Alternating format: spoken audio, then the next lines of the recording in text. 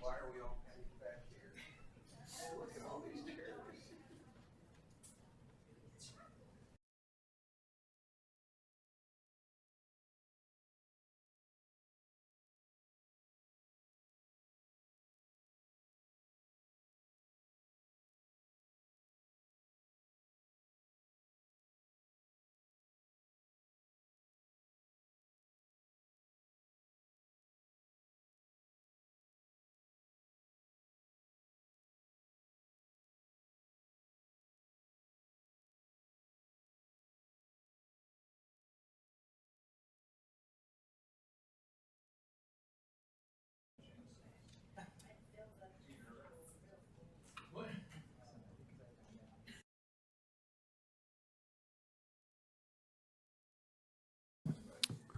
Okay, folks, it's 7 o'clock. Our clock is slow by a minute, but we're going to go ahead and call this meeting to order. City Clerk, would you please establish quorum? Councilmember Lang, Here. Councilmember Meadows, Here. Councilmember Weinberg, Here. Vice Mayor Fleiger, Here. Mayor Daley. Here. We have a quorum. Vice Mayor, would you kindly lead us in the pledge?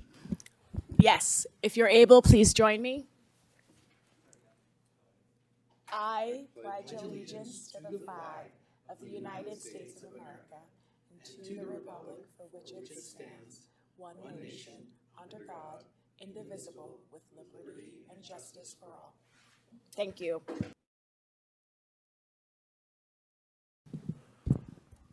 All right, we did not have a closed session tonight, so there was no action to report.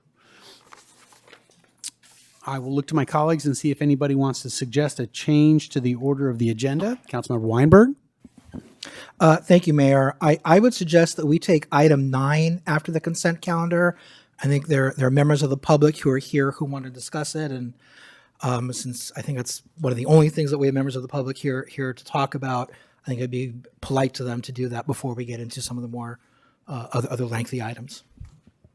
I have no objection. Does anybody else have an objection to that? I was going to say something similar, though I was going to say we should, and this will accomplish that, which is we should have it before the budget conversation because there may be ramifications.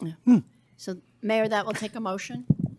All right, so Councilmember Weinberg, would you make a motion? Yes, I move that the City Council tonight discuss item number 9 in front of item number 6 on our agenda. Okay, I'll second that. Councilmember Lang, Yes. Councilmember Meadows. Yes. Councilmember Weinberg, Yes. Vice Mayor Fleiger, Yes. Mayor Daley. Yes. Motion carries. All right, the next thing will be public comments on items not on the agenda. Do we have cards? We do, one speaker, Ann Paulson. Okay. Up to 3 minutes, but I suspect you might not need it. I won't. Good evening, Mayor Daley. Good evening, council members. Recently, two different friends of mine wanted to downsize from their house, for their different houses, to find smaller houses in Los Altos. And both of them had trouble finding them because we don't have very many townhouses. We don't have very many little houses in clusters. We don't have very many like small forms like 4plexes and 6plexes, even though people want them. And indeed, we've hardly seen any projects, small projects of 2 to 10 units in recent years, even though we upzoned small parcels that would support these, and even though certain state laws should have made it easier to build them, we haven't seen them at all since we did the upzoning. So I think one reason might be our impact and inclusionary fees, which are very high. $366,000 for each townhouse in a 5-unit townhouse complex. That is a lot of money. And therefore, a small local business, a builder, might look at that and say, we can't make it work. So Los Altos Affordable Housing Alliance suggests a fee holiday similar to what they have had in San Jose to great success for these fees, just like for a year and a half or something to see if it made a difference. If you take away these fees, does it make a difference? Which it did in San Jose for the projects. That made a huge difference for the projects they did it for, which was large projects. If we eliminate those fees, and then we'd see if it works. So I'm asking you to agendize the discussion of this for a future meeting. Thank you. Thank you. Any other? Okay. We will move on to the consent calendar. And first, I will ask my colleagues if there's anything that they want to remove. Councilmember Weinberg? I'd like to pull item number 3. Item number 3 is professional services agreement resolution. That's fine. We will pull that and deal with that.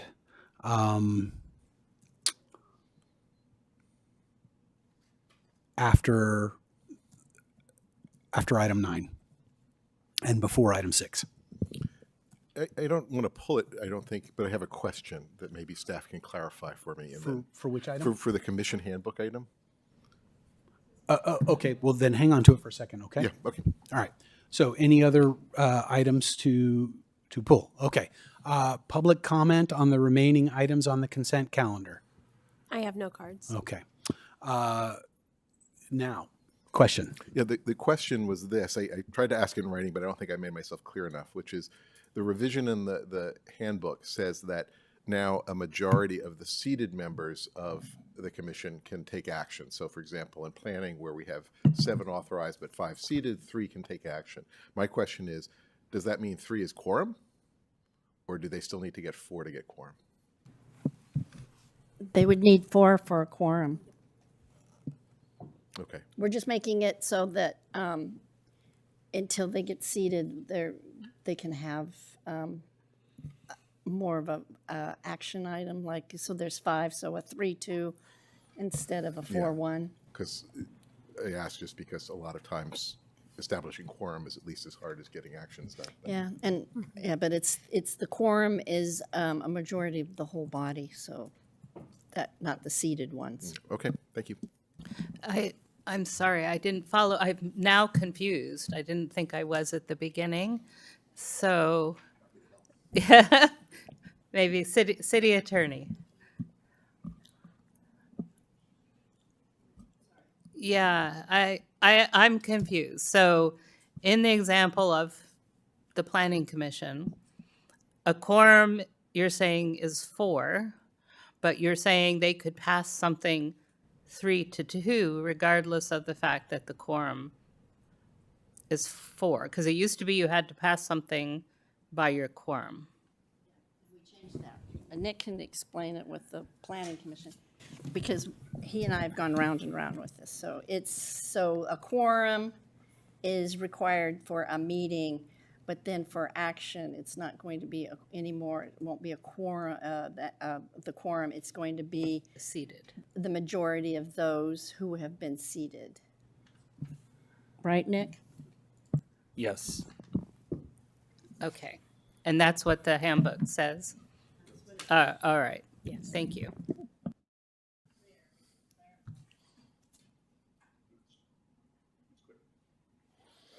Okay. Any other questions on the remaining items on the consent calendar? Okay, I'll entertain a motion to approve the consent calendar minus item 3.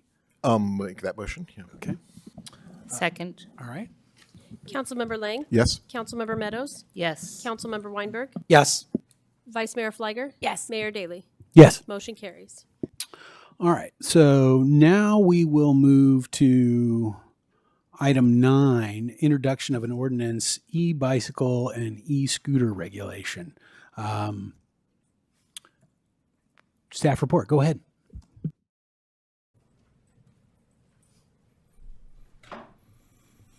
Good evening, Mayor and members of the council. My name is Stephen Sun with the Public Works Department.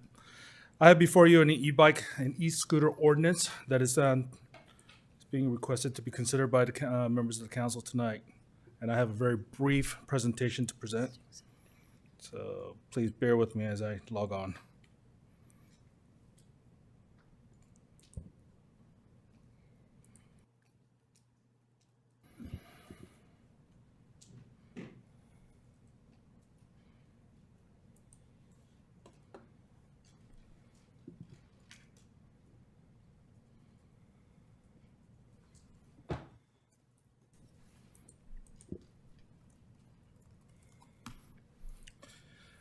I have before you an ordinance to consider limiting e-scooters and e-bicycle within the boundaries of the city to keep them from off our sidewalk. The purpose of this ordinance is because we've had a lot of residents express concerns with the public utilizing our sidewalk for this e-scooter and e-bikes. They're riding on our sidewalks where a lot of our residents have some mobility issues, and the e-bike and the bicycles are relatively quiet compared to any other modes of transportation because it is electric motor. So they've come through at a very high rate in our sidewalks. A lot of times our residents do not see that coming, so they just don't have the ability to move out of the way that rapidly. Some of the habits of our residents utilizing the e-bike are utilizing it in a very unsafe manners in our public right-of-way, whether it be roads or whether it be sidewalks. They're not obeying a lot of the rules that is dictated for the roads. And not to mention, we have seen numerous situations where an e-bike that is probably built for about 1 or 2 people actually have 4 to 5 people on it. So it is 4 to 5.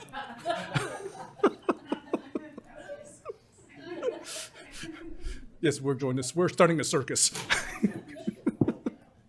But a lot of times the riders do not have helmets on. So it makes it very unsafe, especially when they're traveling on our public right-of-way. On October 30th, as well as January 29th, we took this matter to the Complete Street Commission. We presented the law and the fact of what's going on. Based on those meetings, what the Complete Street Commission recommended was that we restrict this, restrict the e-bikes and e-scooters being utilized in the downtown corridor only. They wanted to take a metered approach. They understood the constraints. They understand why, if they understood the implication of what they're proposing. One of the biggest concerns that they had is the fact that if we make this city-wide, a lot of our younger residents who's learning how to ride the bike is unable to ride the bike, and they didn't want to be criminalize them for trying to learn how to ride a bike on a sidewalk in front of their homes. So we had that in consideration in our ordinance, which I'll come back. So that was one of the reasons why they just wanted to do it in the downtown corridor. Now, the intent of this ordinance is not to try to penalize people who utilize alternative mode of transportation like e-bike and e-scooters. It's far from it. Nor are we trying to discourage residents from utilizing this. We are not writing this ordinance to have a means of our police department go out and police this issue. We want to change the attitude of our residents. We want them to start utilizing our right-of-way. We want them to utilize it in safe manners. With this ordinance, we're hoping that it provides a path of travel that is safe for all of our residents, both who are utilizing our sidewalks to commute from wherever they wanted to go or their path. We don't want them to go ahead and use our sidewalk, but we do put an exemption in our ordinance to allow these people to utilize the sidewalk if they feel that the road itself is unsafe. Or we do put an ordinance on it, exemption on it, to allow 12 and younger to go ahead and utilize the sidewalk in a safe manner under supervision of their parents. The purpose of this ordinance is to try to change the behavior of our residents instead of trying to penalize them or criminalize them. We're trying to educate our residents by providing an ordinance that would allow them to truly clearly understand the law of where they cannot utilize these mobilities. And the most important thing of it all is we're trying to reinforce safety. We are trying to encourage these people to go ahead and utilize the helmets, try to utilize the road properly in the correct direction, and be mindful of those people around them. So, with that in mind, I'm open to any questions you may have.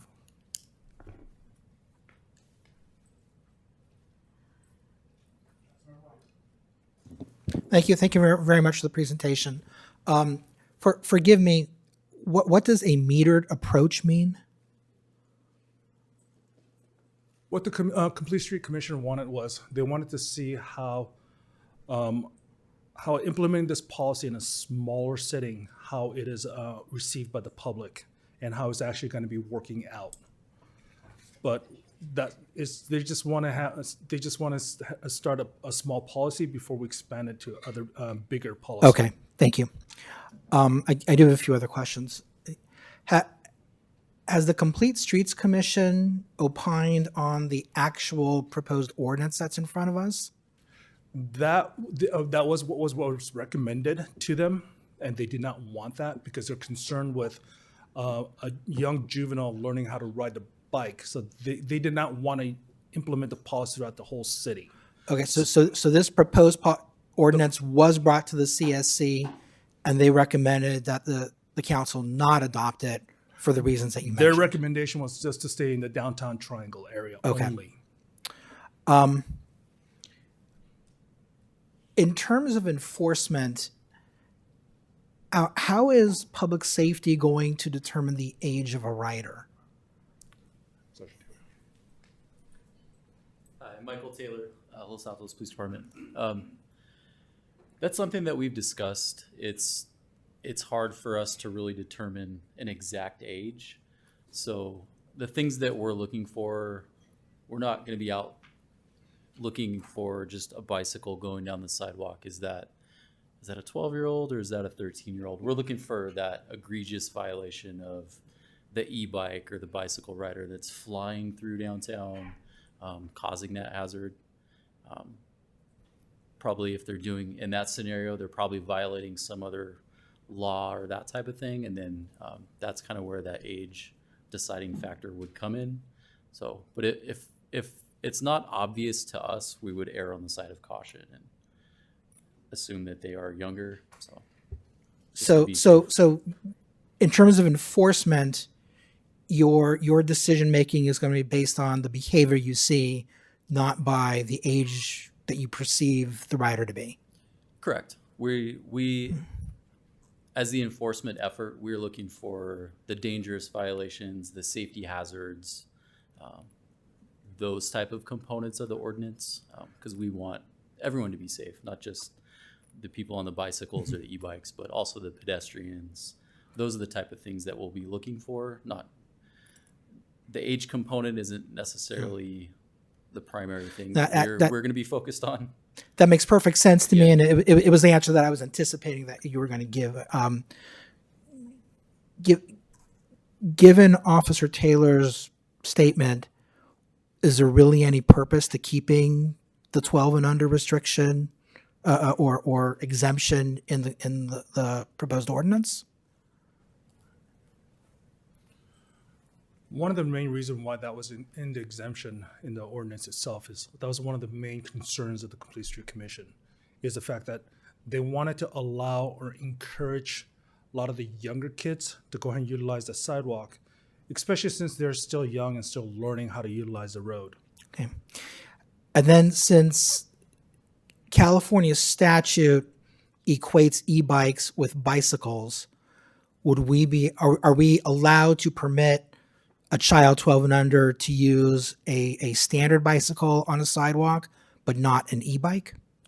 Under the statute, they're identical. The law does not differentiate whether it's a bicycle or an e-bike. I understand that. My question really is, are we prohibited from saying at the city level, someone under 12 years old can ride a regular but traditional bike on the sidewalk, but not an e-bike? Is that something we could do? No, because there's no way to differentiate in the law. Okay.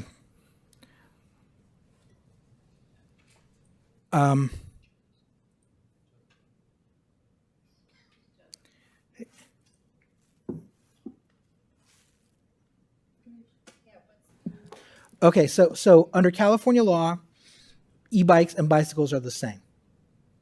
That's the statute. But can our ordinance say someone can ride a traditional bike on the sidewalk, but may not ride an e-bike on the sidewalk? We can do that. Okay, thank you. Because they have special rules for e-bikes, and we can always be stricter than the state. Okay. Okay, those are all the questions I have. Thank you. Quick question, Stephen. Yes, sir. Other than downtown and the safe routes to school, are there sidewalks in Los Altos? Sidewalk is about 10 to 20% of our city. So thank it's very infrequent. We do have one along Almond that goes in front of the high school. During lunchtime, we do see a lot of e-bikes coming out of there trying to get to lunch. Yeah. But Okay. in our residential area, very few. Councilmember Meadows. Thank you. So, city attorney answered my first question, which is the city can be more restrictive, but not less restrictive than the state. Right. Right. Okay, and then I have a question about why are the penalties so low? And maybe it's analogous to why we kept the leaf blower penalties low. We're not trying to criminalize this, we're trying to educate. But why are the penalties so low? Now that I gave you a leading answer, yeah. Well, under the penal code, infractions have a set amount that can be, and then for a misdemeanor, it can go up to $1,000 and/or jail.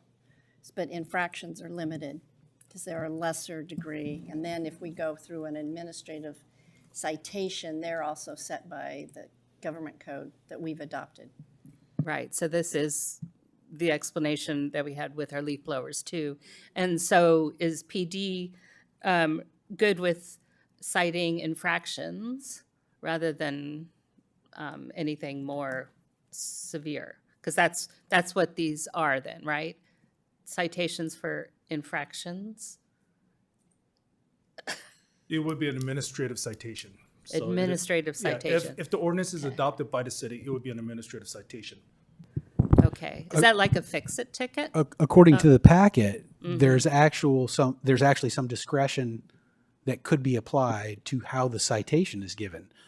Perhaps an explanation of that discretion would be a good answer to Well, your question. that would be good too, because I could see there being administrative infractions, but more serious. Right. If you see things somebody too. doing something that is really egregious, What you, are you can yeah. you can cite them under the California code, or you can cite them under our municipal code, or you can give a warning if we pass this ordinance. That's a yes or no question? Yeah. Yes. Yeah. Okay, thank you. You're welcome. Unfortunately, I left my list of questions and notes on my printer at home. But that's the ones that came back to me. So thank you, Mayor. I'm done. If my kid gets caught, throw the book at him.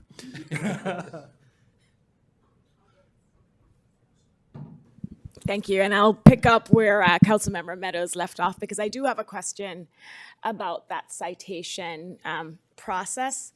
And I know the word may is used, so it's not required that the first violation is immediately cited. But I know for the leaf blower ordinance, the first violation, we had a warning.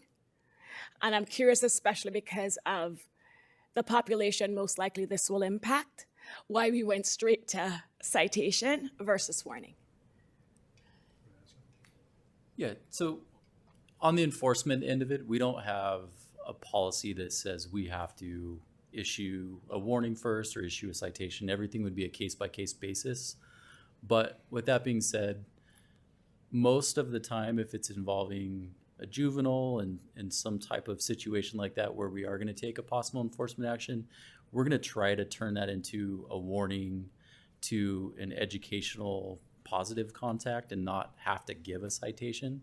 That is kind of a general rule of how we treat those situations, just to try to make it positive and create that relationship and teach them the safety aspect of that violation of what we just observed. So that would kind of be our standard way to start it. And then just depending on what it is, though, it could be a circumstance where it is something egregious and we could have to, we feel that it's necessary. Maybe they'll learn this better. Maybe they'll understand the consequence if they get this administrative citation or if they get this actual citation for the vehicle code. So, but everything is kind of a case by case basis, but we do kind of take that warning educational standpoint is usually our go-to in these type of situations. No, and I appreciate what you just described because that's the approach I would expect us to take, but it's not documented here. And basically you'd leave it up to each officer to do exactly what we would want them to do. And so we could discuss that later. Yeah. Oh, I just wanted to comment that that was one of the changes I made to the ordinance because originally it was a shall. And I to may, because of just that discretion, to give the officer more discretion. And I know there are some statutes that, state statutes that allow us to adopt certain things by ordinance and require a warning. Like the daylight parking near crosswalks, that statute we have to give warnings in that. It was built into that. Do you know what statute I'm talking about? The daylight around crosswalks? Yeah, yeah, and so it actually, the state law requires warnings in that, but if you want to change the ordinance and put warnings in, you can, but I did put a may just for that very reason. and I noticed the may, but in discussion, we'll see where we end up. And then my other question has to do with, and I reached out to Mr. Sun and Mr. England earlier because I remember when my kids were young and I volunteered at school, as parents, we would tell the kids that they had to walk their bikes when they were going into the different school campuses on West Portola. And so I'm curious whether, and this may be a question for the city attorney, whether or not the law prohibits us from restricting biking on the sidewalk for both e-bikes, and I know I just want to put it on the record, for both e-bikes and non-e-bikes. So we can, as a council, adopt an ordinance that says you cannot bike in certain areas, like congested areas, for example, correct? Yes. Okay, thank you. That's it. Thank you so much. Councilmember Weinberg. Thank you. Just two clarifying questions. One, tagging onto the vice mayor's question just now. Can we not only say can't ride bikes, one bike or the other, in a certain area, but can we restrict the time? Like you can't do it during school hours, but you can do it at other times, or are we not allowed to restrict it to time and day? I think we would be able to, but we might want to check on that. But we should be. It's not like parking, but it is driving, and there are some restrictions on traffic laws versus parking laws, and we have more flexibility about parking and time. Okay, thank you. And then I'm sorry, I need additional clarification on a question I asked earlier. I thought you said that we could allow normal bicycles, but not e-bikes in a location.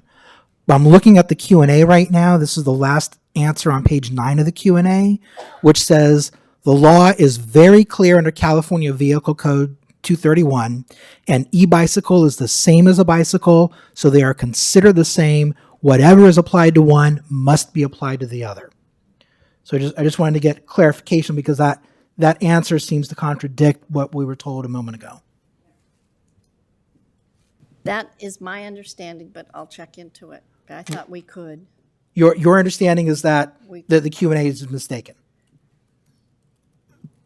May I I ask wanna a question check it too out about this? because City Attorney, would you consider for us the analogy of a red bike versus a blue bike? Because if they're the same under the law, you're talking about saying red bikes are allowed and blue bikes aren't. How would that be different? How would the distinction between an e-bike and a regular bike differ from the distinction between a red bike and a blue bike if they're exactly the same under California law? I would say one is motorized and the other one isn't, but I see your point.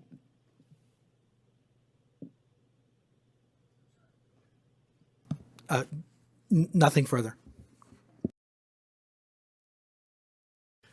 Councilmember Lang. A question for Sergeant Taylor, which is, if you wanted to cite somebody, or the officer decided to cite somebody, presumably you have to know who you're citing. And of course, if it's a motorist, you can ask their driver's license and use that. If I'm 13 and say, well, my name is John Smith, Yeah. and I forget where I live, like, how do you deal Starts with a whole this? nother set of problems. Yeah, how do you deal with? And I presume this comes up in other circumstances where you're interacting with underage people. In that scenario, that they are John Smith, and unless we find out further, that kind of just goes back into one of my previous answers of us trying to possibly turn it into an educational type thing and not have to put the pen to paper and write an actual citation. But yeah, anytime it's a juvenile without a driver's license, that we do run into that can we ID them? So it's, if we write it, it could be them, it may not be. Yeah. So It's not a new problem, though. That can come up in other circumstances as well. yeah, Yeah. Okay. Thank you. yeah, you're welcome. Okay, I'm looking to see if there are any more questions from my colleagues. Yes, Vice Mayor. Thank you. City Attorney, are you looking into clarifying Councilmember Weinberg's question? You are? Okay. Because I will wait for your clarification. Because I do think they can be treated differently, but Yeah. We'll probably bring it back for the next meeting. Public comment. We have two. Ann Paulson. Okay. 3 minutes.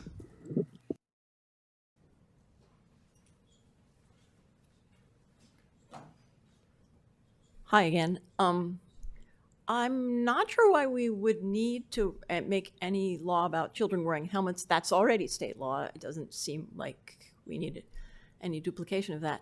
I'm concerned about the restrictions on riding in playgrounds and on neighborhood sidewalks. I actually have ridden my bike on this at way after school hours or in the summer when there's no one there on the school playgrounds, and I know that children do this too, particularly when they're learning to ride. And I don't see why. And of course, there would be nobody there to give them any permission. But if you take your little kid down there to learn to ride a bike, when nobody's there, I don't see why we would want to make that illegal. But this ordinance does make it illegal. It says against playgrounds. Yeah. And similarly for quiet neighborhood sidewalks, we don't have them in my neighborhood except down by the school. And, if there's nobody there, again, definitely we should ban bikes on the sidewalk downtown. There's no doubt about that. I don't see the point, and maybe there are other parts of the city, perhaps near the high school, where we should also do it. But I don't see the point of banning bikes on the sidewalk in quiet neighborhoods where somebody might be walking along with their, even two kids might be walking along. One of them is on their bike and the other is walking. And if you're good, you can ride really slowly. And it just doesn't seem like it's worth doing. Other cities only ban it downtown, and that seems like the right downtown, and maybe near school, and maybe near certain schools where there's a lot of traffic, if that's necessary, but not everywhere. It just seems like overkill. Thanks.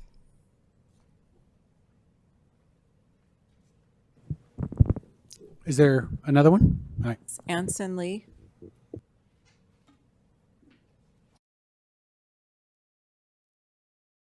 Thank you very much. Thank the council for this opportunity to comment. As an avid cycler myself, I strongly support limiting e-bikes on sidewalks and in dangerous conditions. My daughter's here with me. She bikes to school on a regular bike that doesn't go 20 miles an hour. There is some differentiation in the California law regarding e-bike classes. A throttle-controlled e-bike that goes over 20 miles an hour is classified as a Class 3 e-bike and requires a driver's license. If you watch these kids ride, I'm pretty sure they're going more than 20 miles an hour. And so we could clamp down on that as a first step to ensure the safety of both those children and pedestrians, because they do tend to ride backwards on the street. And I think that we should take the responsibility of telling them that that's not right.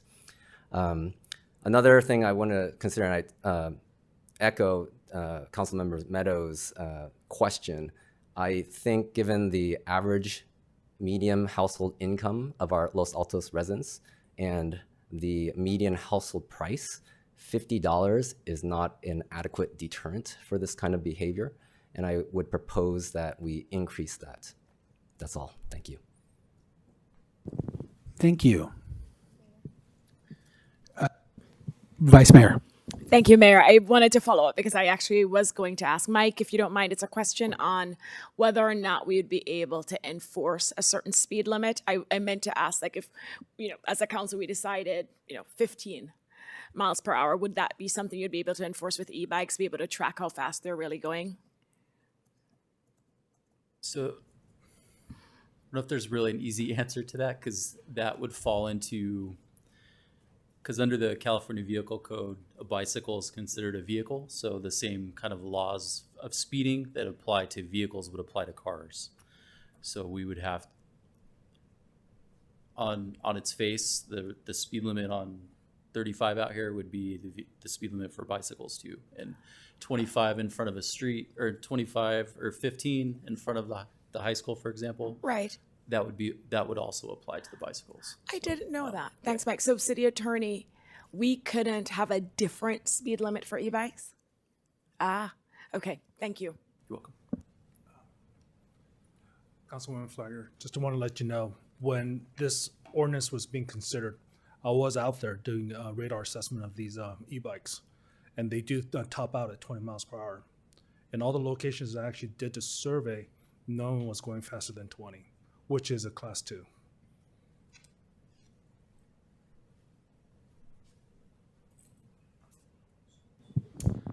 Okay, so I will bring it back to council for discussion here. Does somebody want to lead us off? Councilmember Meadows. Okay. I want to thank the commission. I watched yesterday and today, watched both their meetings and listened to the discussion. And, it's surprisingly complex given, at the beginning you think, oh, well, this is straightforward. And it's actually really not straightforward. But I appreciate the commission mulling this over at least twice, probably. So we've established, I think, that the city can be more restrictive, but not less restrictive than the state. And then I think it's important to point out, as one of the commenters said, the reason for the low pricing is to have this be at an infraction level, not a misdemeanor and enforced through traffic court and all this other things, unless PD were to decide it was egregious and cite it as such. So that is the motivation behind that. It is frustratingly low, but we don't want either our leaf blowers or our bicycle riders to be criminalized is a little harsh of a word, but we don't want to go down that path unless it's deserved. And if you're riding a bike with a gas leaf blower, look out, all bets are off. Anyway, sorry, not to make light of this situation. So, yeah, that's right. The cord just cuts you right off there. So I feel that I don't actually feel that bicycles belong on sidewalks. I do understand that 12 and under, as they're learning to ride and they're on a regular bicycle, should potentially be on the sidewalk. But an e-bike, no matter the age, and I'm going to assume that a parent who gets their child an e-bike hopefully feels they have some level of maturity, but who knows? I would say all e-bikes should be off the sidewalks. And then I'd be willing to have an age. Again, this is assuming that we can do all this, and we'll get more clarity on this. 12 and under, on a regular bike, could be on a sidewalk. And then there's some safety language in here about anyone could be on a sidewalk if there's reasons that they can't be safely on the road. So I support that. And so that's what I feel. I mean, it doesn't matter how rare or frequent our sidewalks are. A bicycle on a sidewalk is a hazard to pedestrians, which is largely what, and the bicycles have rules of the road like the rest of us. So ideally, other than this young people on regular bicycles, all the bicycles and particularly the e-bikes should be off the sidewalks. And that's what I feel. And I do feel it should be throughout the city. Because if we don't, we're gonna hear that again, we're favoring the downtown, and think of all those poor folks at Loyola Corners getting run over by the bicycles and all that. I mean, it's just a common safety thing. And so I think we should roll it out. We're gonna find that we have to update this probably fairly soon again, because the state is looking at our laws. And the reason we're being duplicative with the state in some cases, like helmets, is because, again, this gives us the ability to call it an infraction and not something more serious. So that's what I feel. No bikes on sidewalks except regular bikes for 12 years and under, and it should be throughout the city.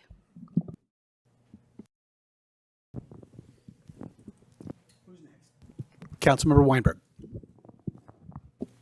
Thank you, Mayor. Largely, I agree with Councilmember Meadows. With respect to the fees, given that staff has stated, and I agree that the purpose of the ordinance is to change behavior and not punish, I'm okay with the low penalties. If it turns out that we have a lot of repeat violators, I'd like to know that, because then I think that we would have to take a more punitive approach. But otherwise, I'm okay with the low fees.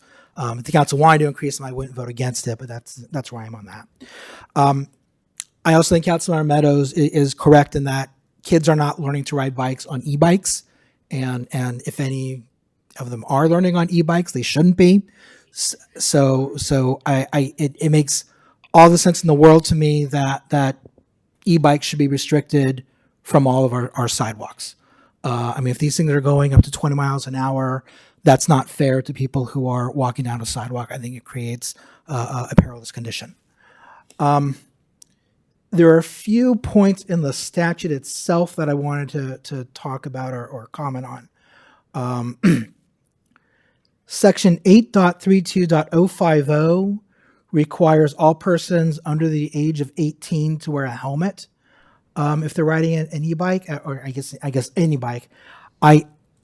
I would take out the age requirement and just say everyone should be wearing. I mean, if you're riding something that can go 20 miles an hour and you hit a pothole, you could cause serious damage to yourself.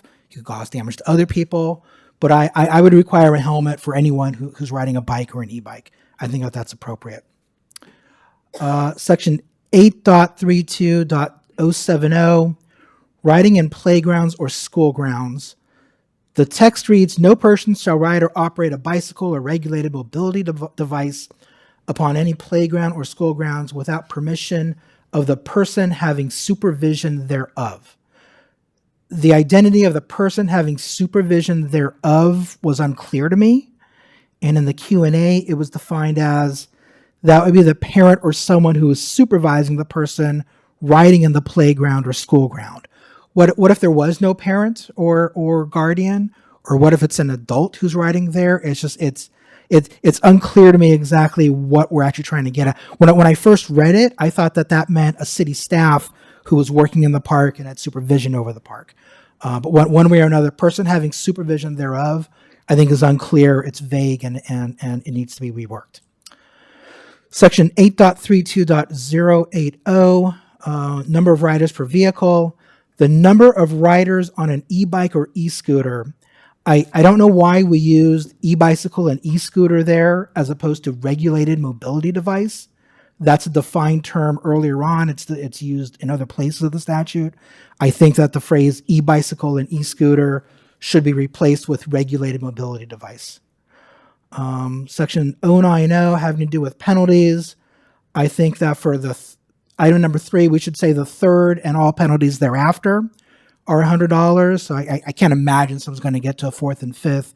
But in case it does, I think we ought to make clear the statute that that $100 is designed for anyone at 3 or above. Bicycle sale and rental businesses. If someone is renting an e-bike to a rider, I think that we should require the rental company to also offer helmets. If we're not going to require helmets on adults, at least they should make it available. But if we are going to require helmets for anyone under the age of 18, if someone is renting an e-bike to someone under the age of 18, I think that we should require that company to also have a helmet available for them to rent and require that it be rented along with the e-bike. And then lastly, in section 110, subsection C, there's a subsection which is labeled A. I think it should be a 1, not an A. It should be a number after the letter.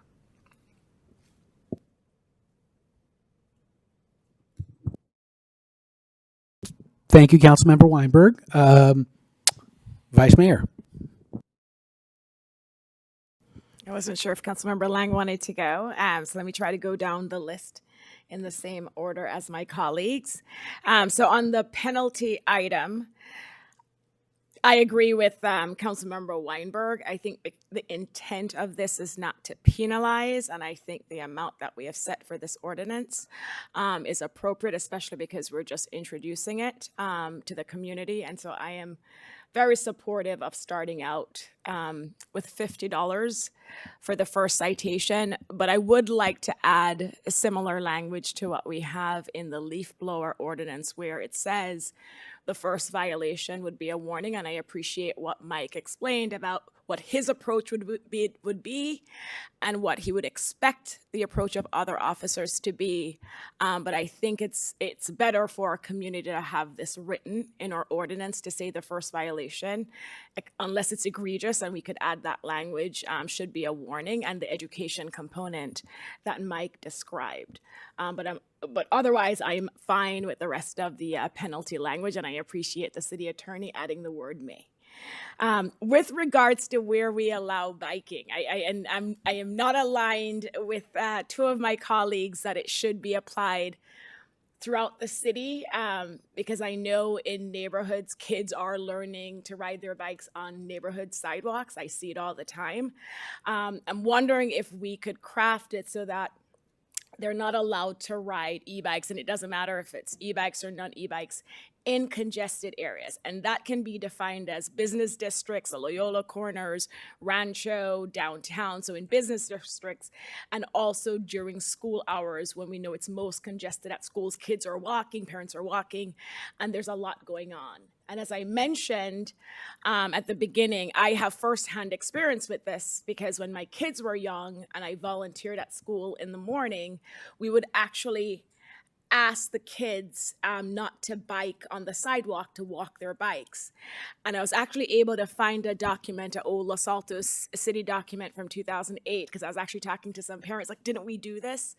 In 2008, where that was actually documented on a city safer routes to school map, that kids are not allowed to bike on sidewalks in the safe routes areas. And so this is something, whether or not it was in an ordinance or in a policy, it was definitely put into practice. And I know a lot of community members, at least 10 years ago or more, really appreciated having that. So for me, I would support limiting the restriction to congested areas, and we define that as downtown business districts and around schools, because I think that's where the high risk is of kids biking and actually having to go through crowds and people walking to an event or to a school or downtown, where we would have the issues that I think we're trying to address. I was also confused by the playground, going back to one of the comments, what that really meant and how we would enforce it, and whether or not we actually had jurisdiction. I mean, if this is happening on the school campuses, do we have jurisdiction to go in? So again, I don't think we should have it for playgrounds and school campuses for a variety of reasons, enforcement being one of them, but also to the member of the public who said, and it's true, kids also learn to bike on playgrounds, and they meet each other and they bike around. And I know we're all parents here, and we could remember those days when our kids would do that on the playgrounds. So I would just strike. I think there are many challenges with that language. So I would just take out playgrounds and on school campuses. And then the last piece I would add, I mean, it's been raised many times, and I know it's part of the ordinance, and staff has talked about this, but I want to make sure we have an education plan for this ordinance, and I would support phasing this in maybe after 6 months of working with the schools. Because I look at this ordinance, and I can tell you, you can just drive over to the high school, and Mike, I'm sure, knows this. You know, it's summertime, but next August, you're going to see kids violating every single line in this ordinance.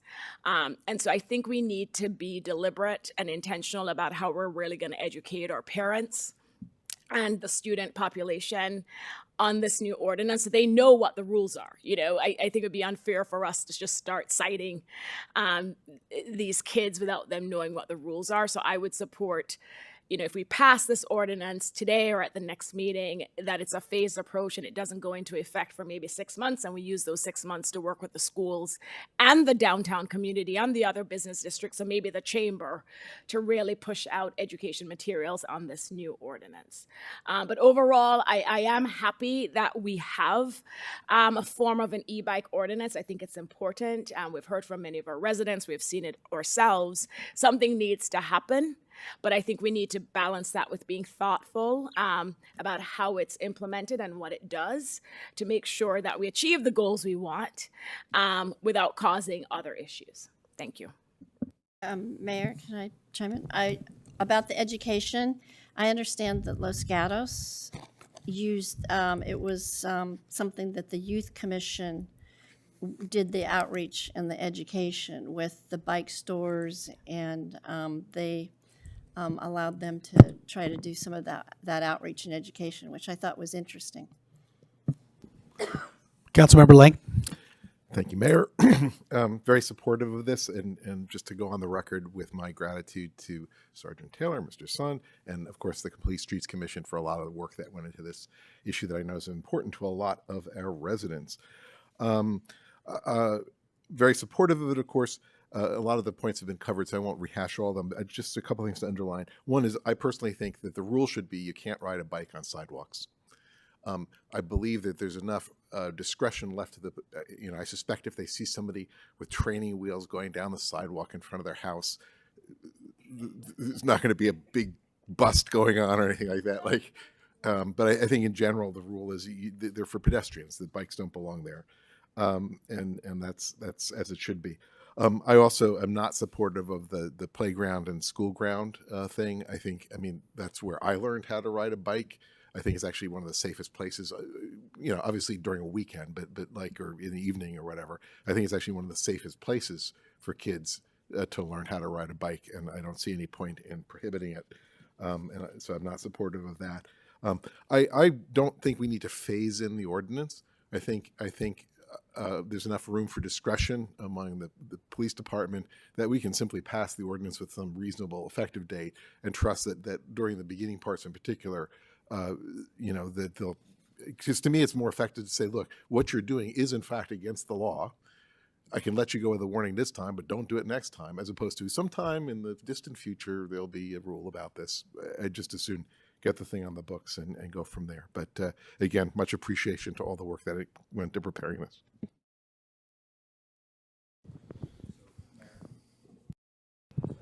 There we go. Microphone wasn't working. Just on the playground topic, taking it out, leaving it in is fine.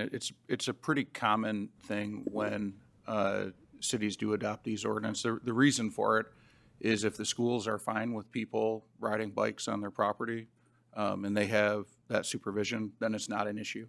But if they didn't want people to ride there and it's not in the ordinance, the police wouldn't have the ability then to cite them or give them a ticket. So typically you'll see schools are okay with it. There are on occasion where they don't want people riding bikes or e-bikes on their property. So taking it out is fine because I think everyone wants kids to learn where it's safe. But just understand if it is taken out, then the police will not have the ability to cite if the school doesn't want people riding there. You know, the schools enforce a lot of rules on kids that aren't written in ordinances and don't require police to enforce. So I'm pretty confident Correct. that schools can take care of their own jurisdictions. So I would support completely removing that language. What we have, aside from that particular language, is a proposed ordinance that's pretty simple and straightforward. Enforcement is understandable, and it's not kludged up with a lot of other stuff. But some of my colleagues are advocating kludging it up, and I oppose that. I do not want to kludge up the ordinance with instructions to the police on how to use their discretion. I don't want to kludge up the ordinance with anything about educational programs. I want to keep this ordinance as simple as it is, strike the portion about playgrounds, and as for phasing it in, we're talking about public safety.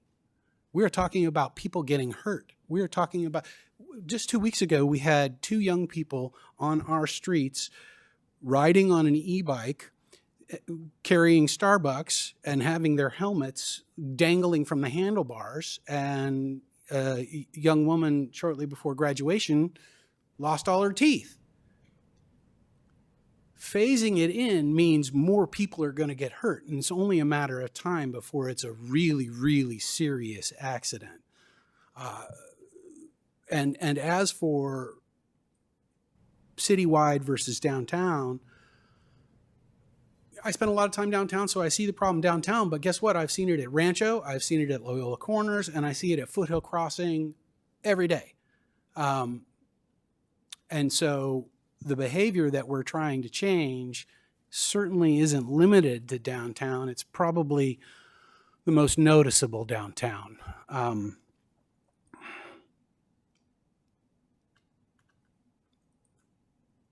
So that said, I support the ordinance as it is without the language about the playgrounds.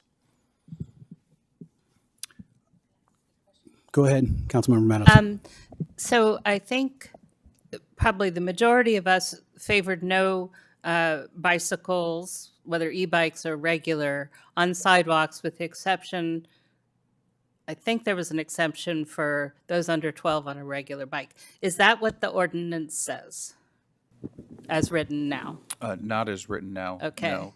We're happy to see if we can separate traditional Okay. bike from an e-bike and bring that back. Okay. And if you can't separate it, then we should give them advance warning if we want no bikes on sidewalks, unless in the issue of safety, which one could argue with a young kid, I think, on a bike learning to ride.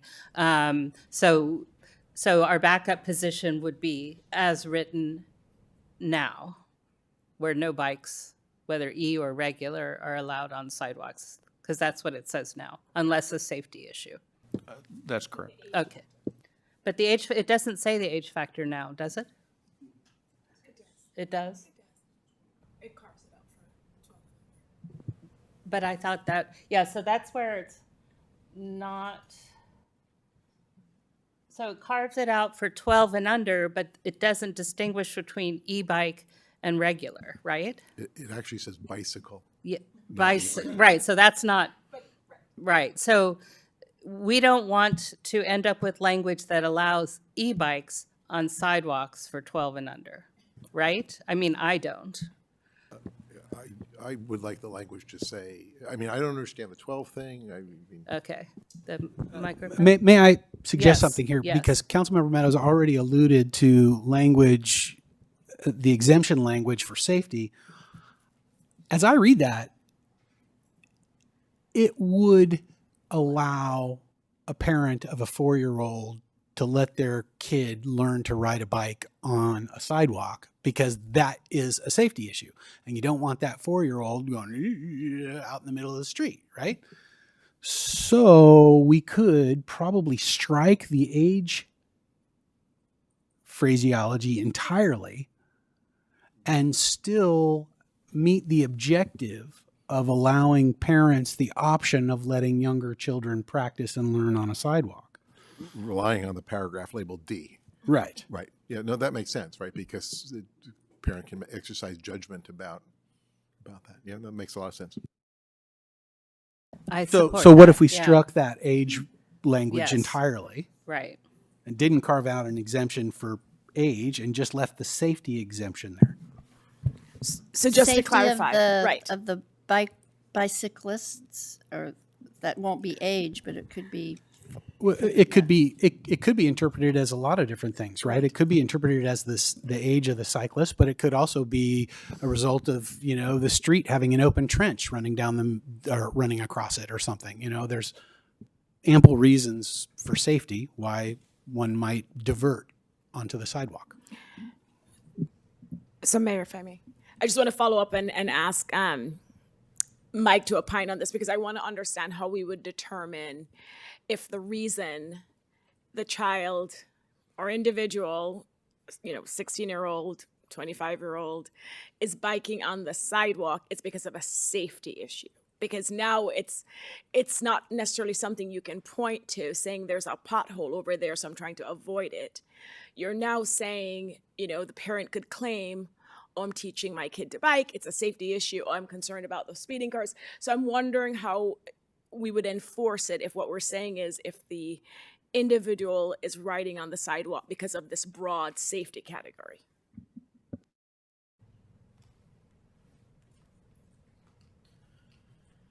So for the PD enforcement for that, it is pretty open. It could be road construction. There could be a tree trimming crew that's partially blocking a lane, a pothole, really anything that can be justified that the rider interprets as a safety concern. We would consider that under how that's written.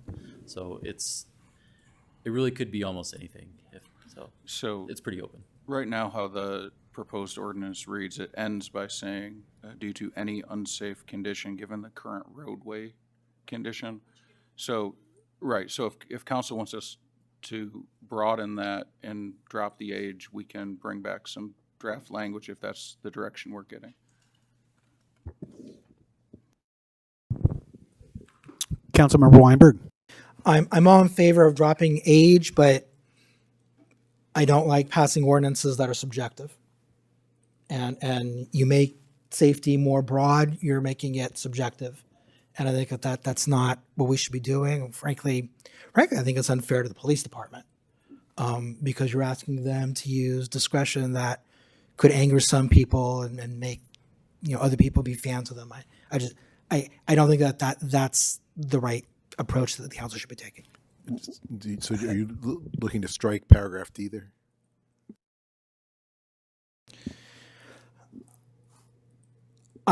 I would do that. Yes, I would.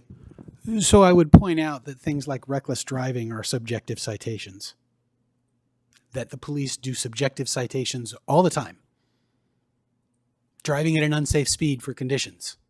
Is that subjective, officer? Yeah. So we spend a lot of money to train our police. We try to recruit the best ones that we can, and I think they can handle some degree of subjectivity. I hear what you're saying. Mayor, no, I take exception to your insinuation that I'm trying to undermine or in any way do not have faith in our police department. I think that's inappropriate. That's absolutely what you're insinuating. So no, that's not what I'm insinuating. What I'm insinuating is that you're overlooking some of the discretion that the police use in other areas. But I'm sorry for the way it came across. Other council members have things to add right now? Councilmember Meadows? The only thing is, D, again, when you use the word bicycle, and by law, that means e-bike or regular bike, as I'm calling it, D allows the bikes on the road. And I agree that maybe in some situations, but I mean, e-bikes should not be, on the sidewalk. E-bikes should not be on the sidewalk unless there's like absolutely nowhere else to go. And I don't know if D then allows all the e-bikes to be on there for, I just see it as a very different situation. I know everybody likes wordsmithing, so maybe nobody likes wordsmithing. No, but on D, let me offer a suggestion, idea more than the words, right? Which is, the notion there, because part of the problem there, I think, is places that individual in an unsafe condition. I think the notion, indeed, that I think we should be after is it's allowed if doing so avoids creating an unsafe condition. And not just for the rider, right? Because like one of the problems with the wording there now is it says like, look, I don't like riding on Main Street because that seems unsafe. So I'm going to hurtle down the sidewalk on Main Street because I feel safer there. Sorry about all the people being bowled over as I go, right? So to me, my intention with the D would be to say it's allowed if you're avoiding the creation of an unsafe condition by doing so, right? So the things that the Sergeant mentioned there about tree trimming or what have you, right? Clearly going in the midst of tree trimming creates an unsafe condition. So if you need to go on the sidewalk to avoid that, that's good. But, right, because the problem there is the individual part, right? It's not just the individual on the bike that has to be safe. It has to also be, the overall situation has to be safer because the person was on the sidewalk.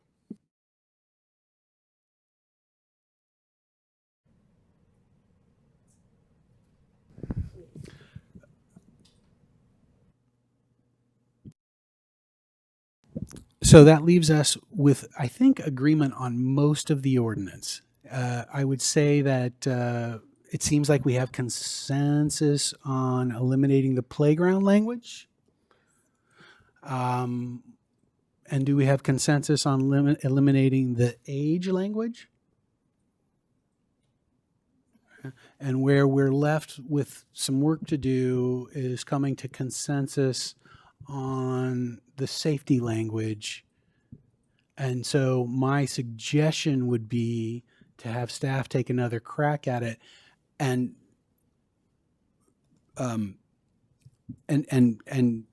with credit toward Councilmember Weinberg's desire to make things as specific as possible, perhaps our guidance should be, please tighten the language, leave it less open to interpretation if possible, and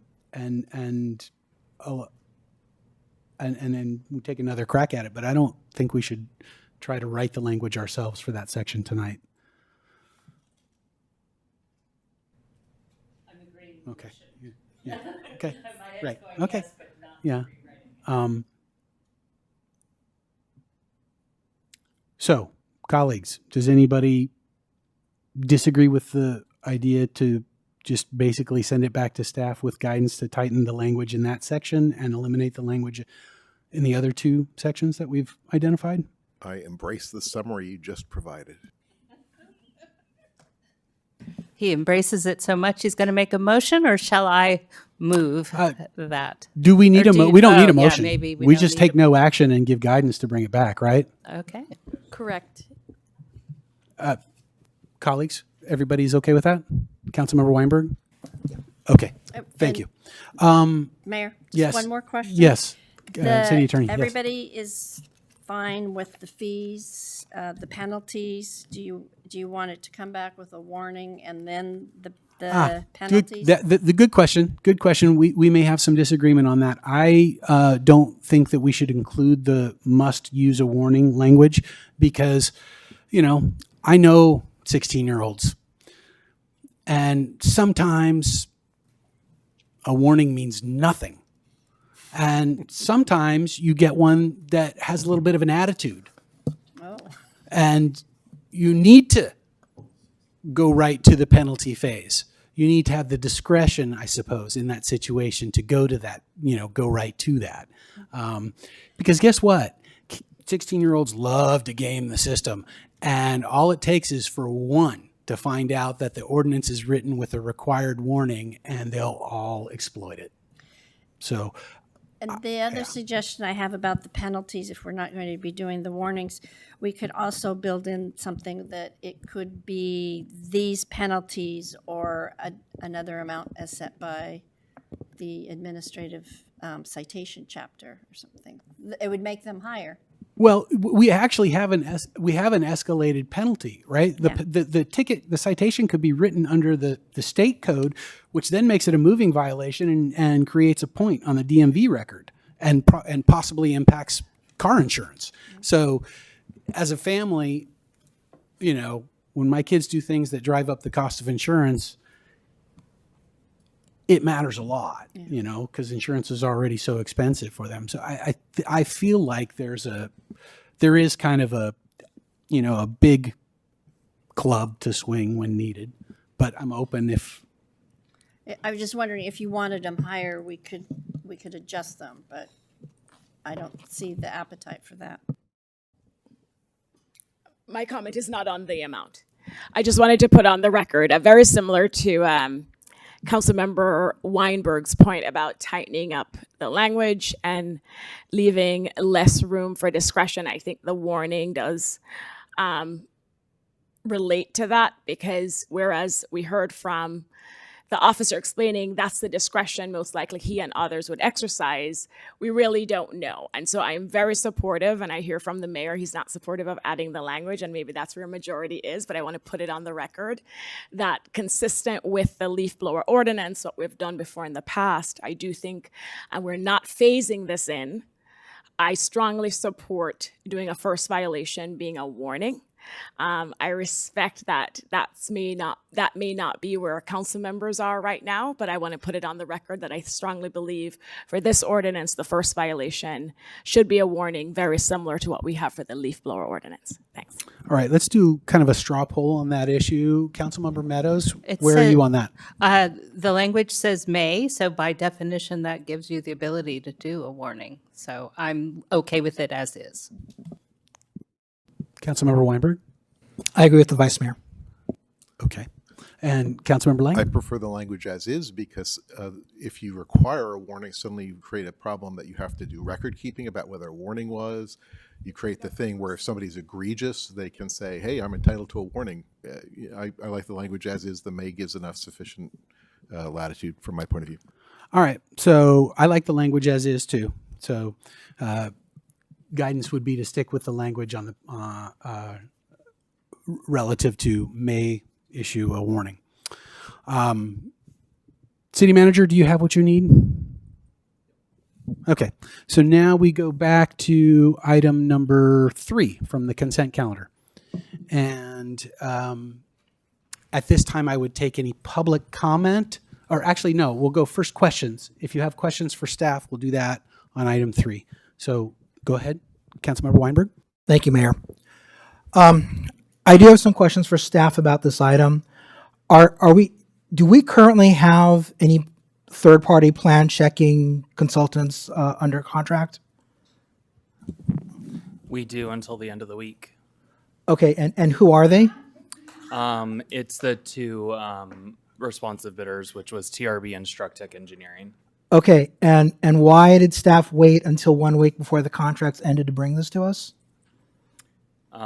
Because it goes in tandem with the annual budget, and most councils would not adopt such a large contract without knowing the actual projected revenues annually. Plus, we inherently haven't gotten essentially the contracts routed and everything for the consultants. So, Do our current contracts have the option to be extended for 6 months to a year, a short period of time? no, they do not. They're maxed out. This is why we went back out to bid, is they've hit their 5-year maximum.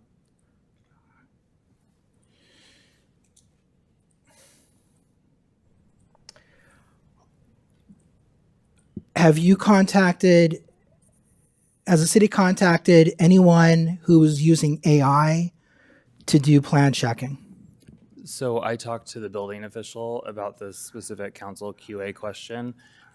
She just attended the CALBO, which is the California Building Officials annual business meeting.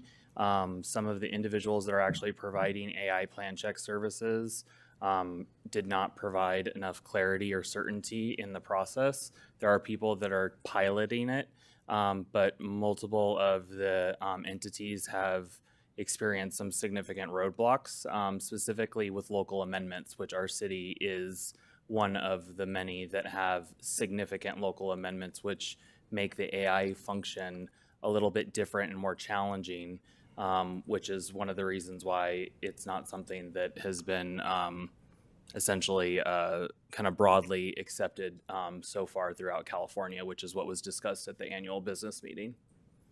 Okay. The staff report says that there's no fiscal impact, but then we're told that the contract total for the 3 contracts together is $15.5 million over 5 years. That seems to be a contradiction.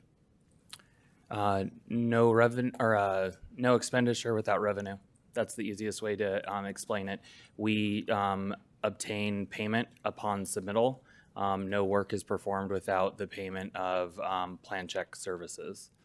So it has to be essentially accompanied by an equal to payment for plan check. Okay, so I think what you're saying is that whatever it costs to do this, the applicant is the one who ends up paying it, so it doesn't really matter to the city. That's correct. Okay, then why is there some certain amount for each of the next 5 years to each of the contractors? Because the city has to, we do encumber financing.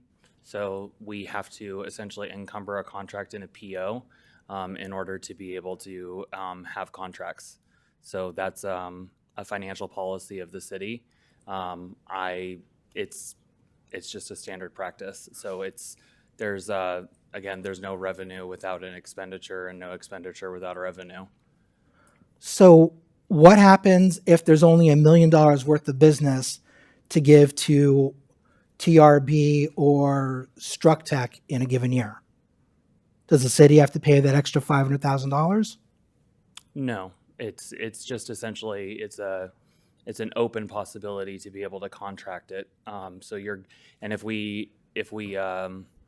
If we under budget or under approve the contract authority, then that's when you're going to see an off-cycle budget appropriation, because we would have to essentially increase our ability to charge even though we're taking in funds. It's kind of a funny process because we're never going to not continue to keep on doing the business with the consultants or with what's submitted into the city. So there's sometimes that we're having to kind of rob Paul to pay Peter and Mary at the same time for the same expenditure that we're just ongoing money in, money out. So. Okay, so I think what I'm hearing you say is if a contractor ends up getting less than $1 million worth of business from the city, too bad for the contractor. And if we're passing through more than $1.5 million a year, then even though there's no money paid by the city, you still have to come back to the council for a contract amendment? Yes, because of it's a budgetary expenditure, so we're not authorized to spend beyond a certain threshold, which is only set at $100,000 currently. So anytime we go above whatever it's set at, we don't have the discretion to be able to expend those funds without a council approval. Okay, those are all the questions that I have. Anybody else have any questions on this item? Is there any public comment on this item? No. Okay, I would entertain a motion on this item. I've comment. Yes, go ahead. Okay. Yeah, deliberation. Let's go. So a couple of things. I'm really shocked to hear that we have 1 week to make this decision. Staff is asking us to make what on paper is a $15.5 million commitment over 5 years. Now in reality, it's being presented to us as it's all pass through, so it doesn't really matter. But I don't like the idea of staff coming to us and saying, this is ending in 1 week, you've got to re-up the new deal, otherwise we're left out in the lurch. That doesn't allow the council to have thoughtful deliberation. Frankly, it's not a way to make decisions. When I first read this on Saturday, I immediately thought, this feels like it's something that AI can do or should be doing. And in 10 minutes of a Google search, one Google search and actually one use of AI, I found out that a lot of our sister agencies are in fact using AI. In April, the governor actually made an AI software company available for free to jurisdictions in Southern California because of the fires. They're doing plan checking using an AI tool that is it's a private company, but essentially it has the backing of the state of California. And that's allowed to any jurisdiction that was affected by the fires last year. There are plenty of other providers that are using AI to do plan check. CivCheck is one. There's a whole slew of others, and they list other cities that are using their products, some large cities, some small cities. I have a hard time believing that Los Altos is so much more complicated than Vancouver or San Diego, that we couldn't possibly use it. Number one, I really do think that, this is going to be controversial. AI is clearly the way of the future, and it is going to change the way that we live our lives and we conduct our businesses. I mean, it just is. We're already seeing AI being used for plan checking. I am deeply concerned about the city entering into 5-year contracts that lock us into a system that is less efficient than using AI. Now, I'm not saying that there doesn't have to be any human interaction. I'm sure that there does. I'd like to learn more about it. I'd like staff to put more time into it. I also feel like I need to contact some of these companies myself to get up to speed as well. But to lock ourselves into a 5-year contract to do something that is less efficient does not seem like a very smart way of proceeding with our business. Moreover, and probably even more important, is the plan checkers that are using AI. I think that they are offering their services for less than what the human-backed consultants are doing. Now, doesn't matter to the city, right? Because it's all pass through. But I think it would affect the fees that we have to charge. So if we can have a contractor, a consultant that uses AI, do plan checking and charge a lower fee, that lower fee is being passed on to applicants. And it seems to me like that's really the direction that we should be going. Now, it may be the fact that it's just impossible for us to do that for whatever reason. I don't know. But the staff report that we have and the limited amount of research that I've done has raised very serious questions for me. I just think that the residents, our developers are going to end up saving money, and they're probably going to get faster service if we were to use a consultant that uses AI. It's the wave of the future. The state of California has already given its blessing to doing things this way. And I think that the proposal in front of us is not the right way to go. I think that we really need more information about the option to use an AI consultant instead and really be able to make a decision after having acquired that information. Vice Mayor. Thank you. And thanks for that, Councilmember Weinberg, and all the research you obviously put into that. Very much appreciated. Are you proposing then that we make this a 1-year term or a 2-year term? I mean, if we can make it a 1-year term, that seems appropriate. I recognize that it's not fair to developers for us to not have a plan checker consultant available because city staff doesn't have the bandwidth to be able to do it. It would be too much pressure on staff, and it would not be fair to the developers. I will not vote for a 5-year contract.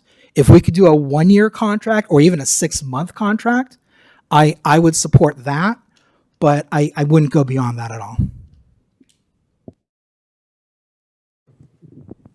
Councilmember Meadows? So yes, thank you for the research. I haven't done any research, but what I do know is that the governor okayed the AI for the use in after massive destruction due to fires that they're also looking at waiving housing laws for because it's an extraordinary circumstance, not because the AI is ready for prime time. I find it absolutely difficult time to believe that in 6 months or 1 year from now, we're actually not going to have staff cross-check what AI says, whether it's a routine thing or not routine. So whether this should be 5 years, I don't know. I wouldn't go for less than 2. I wouldn't go for less than 3 would be the minimum I would consider tonight. I think it's naive, no matter how fast the technology develops, to think that we're going to be able to not have a staff member look at what this thing spits out, and therefore we're spending probably non-billable hours on it and costing ourselves more. So perhaps my interpretation isn't right. I have not spent the time, but I find it hard to believe that we're not going to be spending staff time that then actually end up increasing the fees overall when we do the next fee study. Vice Mayor. Thank you. Through the mayor, I'd like to ask staff a question, and maybe this is for the city attorney. With this contract, the 5-year term, I assume there's a termination provision in the contract. And the reason I'm asking is if we were to approve the contract tonight for 5 years, but in parallel give staff direction to explore, because as Councilmember Meadows said, we haven't done the research, obviously our colleague has, and so we don't want staff to do the necessary research on this AI tool and whatever else is out there. So in the event, for example, city attorney, that staff is able to identify an AI tool, maybe not what Governor Newsom deployed in Southern California, but one that actually would do the work, let's say 3 years into the contract, would we be able to terminate the contract? Yes, we'd have to give notice, but if we're going to change the contracts, I mean, I'm going to look to Gabe or Nick that these were done on RFPs, so we would have to go back out with the RFP, I think, if we significantly changed the contract. Yeah, well, you can tell. What are the out provisions in the contract? How can we get, I mean, you said we'd have to notice, but is it, we can't get out of the contract without cause, or, we can terminate the contract with notice? This would be one of our standard contracts. We would give them notice and they get paid the work up to that date. But I don't know if it's a 60 or 30 day notice, and we usually don't do with or without cause on these. So if the city has the ability to get out of a contract even with 60 days notice, that's probably good enough if the technology becomes so obviously viable at some time in the near future. I feel like it might not be ready yet to rely on, and it could be, and I might not know, but most of what I've read and heard and experienced with AI is that it's close, but not quite there yet. So, Councilmember Lang? Yeah, and first of all, thank you very much for bringing this up. And first I thought of it, honestly, was when I saw it in the Q&A. And once I saw it, I thought, what a pretty clear thing that should be looked at. I then took advantage of the next several hours to get a master's degree on Google to learn about this. Sort of the sense I came away with was, we're not yet to the point where you can imagine putting a plan in and the green or red light lights up on top of a box to tell you whether you're there. But it's very clear that this technology is creating a great deal more efficiency in this. And what concerned me, and I think this is what you're getting at, is if the benefits of that efficiency accrue only to the consultants and not to the residents or developers or so forth, that creates a bad arbitrage opportunity to their benefit and to the detriment of our residents and developers that shouldn't stand, right?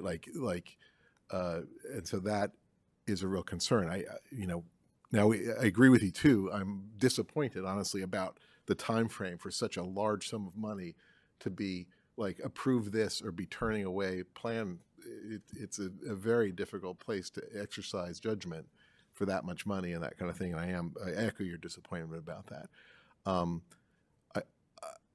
Considering that we have out provisions, I could see a couple years on the thing, but I think you've raised a number of really good points, and I appreciate it.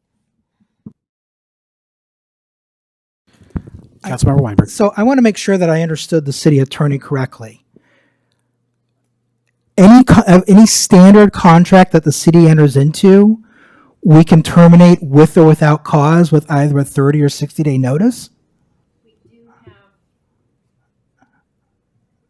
And I don't have one in front of me. They're all like in DocuSign or Adobe Sign.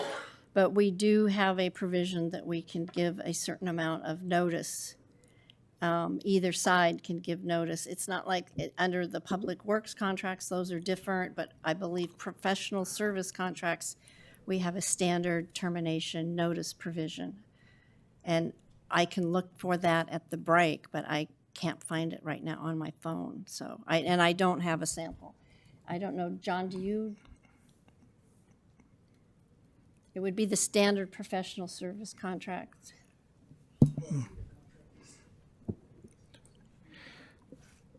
All right. Well, I'm Councilmember Lang. Thank you for your comments and thank you for the research you've done too.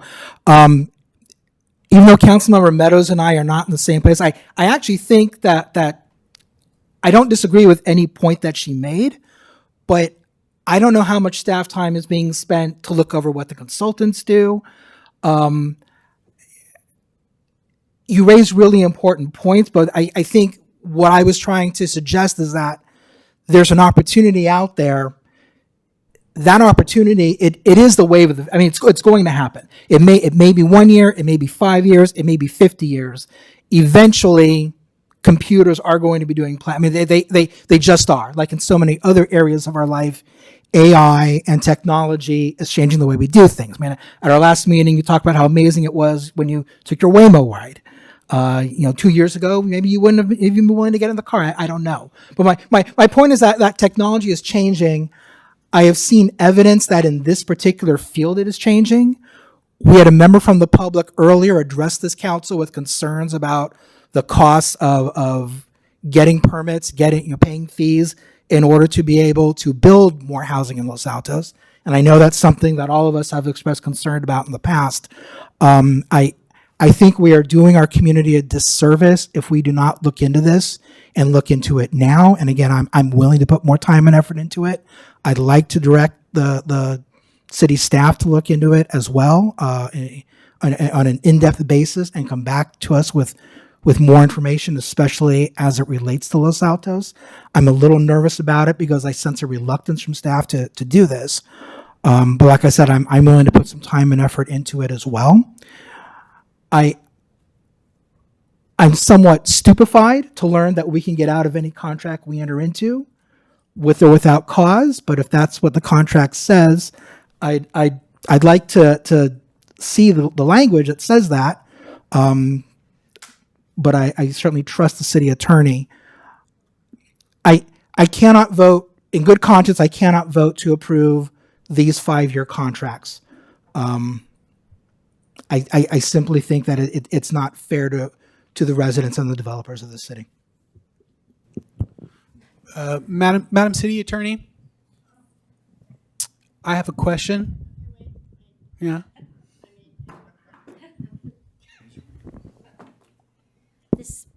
Wait, I have mine here. You found the out Yeah, clause? he did. So this is our, I'm going to look at the footer here, our professional service agreement from June 2023. And it talks about termination. Notwithstanding any other provision of this agreement, the city may terminate this agreement without cause at any time upon giving 10 days written notice to consultant. In the event of such termination, consultant shall be entitled to any compensation owed for services rendered up until the effective date. So I thought it was 30 or 60 days, but it appears to be 10 days, and they get paid for time and materials and everything up until the termination notice date. So that is an exemplar. Do the contracts with TRB, Structech, and David Powers and Associates have that language? Yes, they would be executing our standard templates for the contract. Yeah. Have the contracts been drafted, or is it just if council approves, then the templates get modified? So they get a copy of our template before it comes to council in order to be able to say if they have any substantive changes, which then could also alter who we select as if they have something that's above and beyond what we're willing to negotiate essentially as a part of the contract. So yes, it's a part of the standard agreement that neither one of them have modified. I also just looked at the 2020 agreement and the 10-day clauses in both agreements with the existing contracts. Okay, then Mr. Mayor, with the understanding that there is an absolute right and ability of the city to terminate any of these contracts on 10 days' notice, I can vote yes, but I would request that the council issue a direction to staff to research the possibility and the opportunities and the pros and cons of turning plan checking over to AI, or even if it's just some of the plan checking to try it out. Mayor, I need to ask staff a question. Go ahead. So, Nick, these contracts, when the RFP went out, was it for a 3-year contract renewal up to 5 years, or does this change the scope of the RFP significantly? It didn't change the scope of the RFP, no. The one thing that I'll at least kind of mention about the responses to the RFP is that we received, I think approximately 10 different responses, and none of the responses that we received cited AI as a part of their responses. So, it wasn't from a reluctance of staff from not wanting to accept something, an alternative means of doing the work. But the services from some of the biggest firms around the state all responded, and no one had that as a part of the scopes of services that they're providing.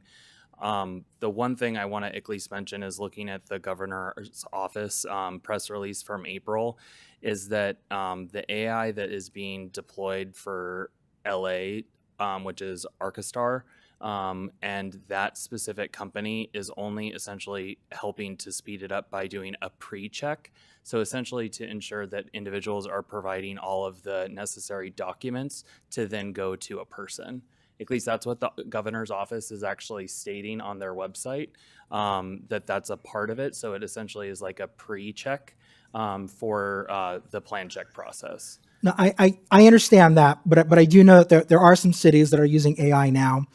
It's also my understanding that some consultants are using AI to save money themselves, but they're not passing those savings on to their clients. I'm not accusing anyone of doing this, but a consultant could be collecting fees from the city, but they've reduced their costs on the back end because they're using AI themselves in order to create those efficiencies and increase their own margins, their own profits. And there's nothing wrong with that. That's capitalism. I understand that. But if there are efficiencies to be gained, I would rather that our developers get those rather than a contractor. Understood. The one thing that I will also point out is that would only remedy building plan check. And I will unsavourably say is that the Santa Clara County Fire Department is the single biggest red tape in the building plan check process. They are often non-responsive, not clear with their direction.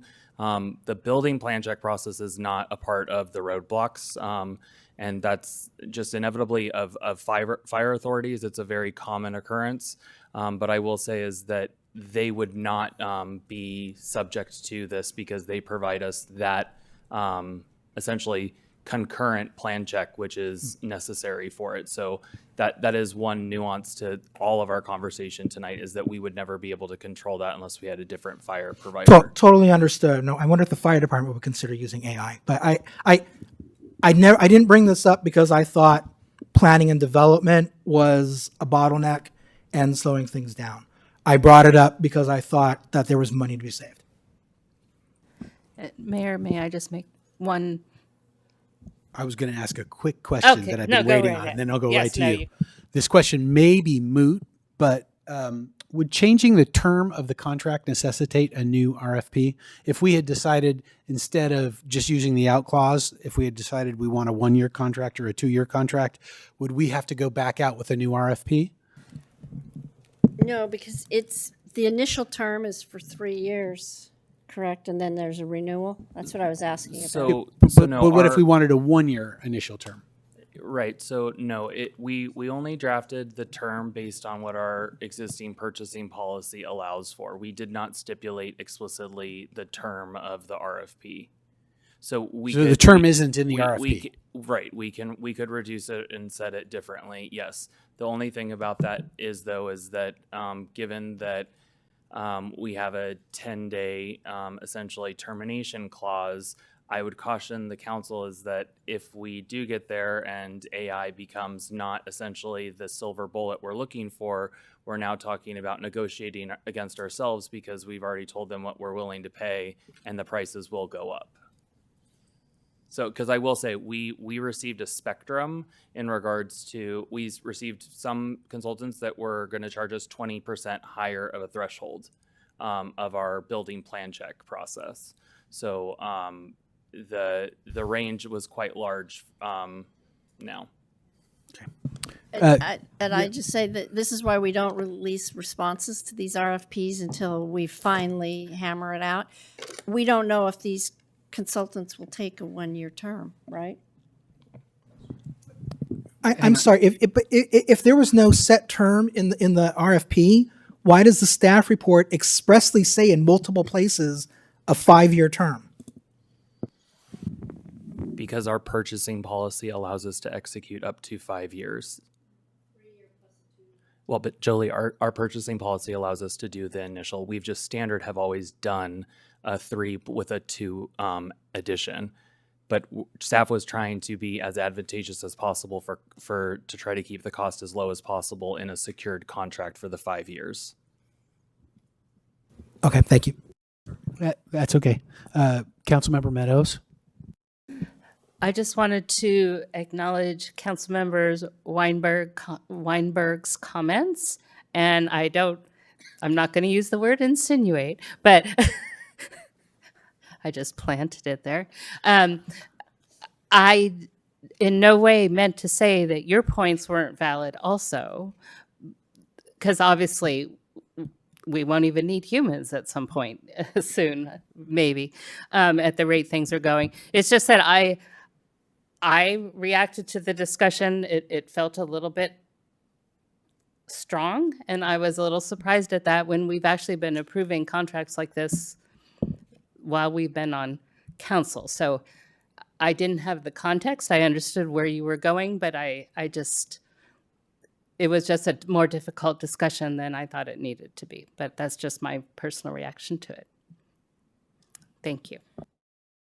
I have to say that I have an ethical problem with planning to use an out clause in a contract. That is not a contract that is executed in good faith, and I do not support the city taking that approach whatsoever. So for me, if we are able to change the contract term without having to go out with a new RFP, I think we should try that. And the vendors may say, hey, we're not really interested in those short-term contracts, but I'm not interested in the subterfuge of saying it's a 5-year contract, but oh, by the way, I'm going to pull the rug out from underneath you as soon as I have a cheaper alternative. So, Mayor, both of our contract partners, they do the work that we send to them. So even if AI advanced rapidly beyond pre-check or what is happening right now in LA for people to use it for their homes to see if they're ready to submit, and we were able to accrue those benefits at the city, we would simply send our outside consultants less work, and we would keep the work in-house, which would also reduce the rates. The term of the 5 years, not only because of the cancellation clause, but because it's a revenue contract, makes it kind of an immaterial conversation. If there's no work to send them, if we decided we want to do this in-house, we could hire 8 people, do it in-house. We wouldn't send the work out. There would be no charge. There would be no revenue.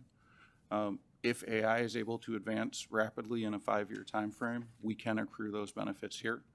We are not resistant or hesitant to look at it. I think we were just unprepared to have an AI conversation tonight on this topic. We are happy to move forward and look at AI, happy to come back to a study session and see if there's a way we can accrue those benefits locally. Council would see that in fees at a later date on a fee discussion if they wanted to move forward with some sort of AI implementation.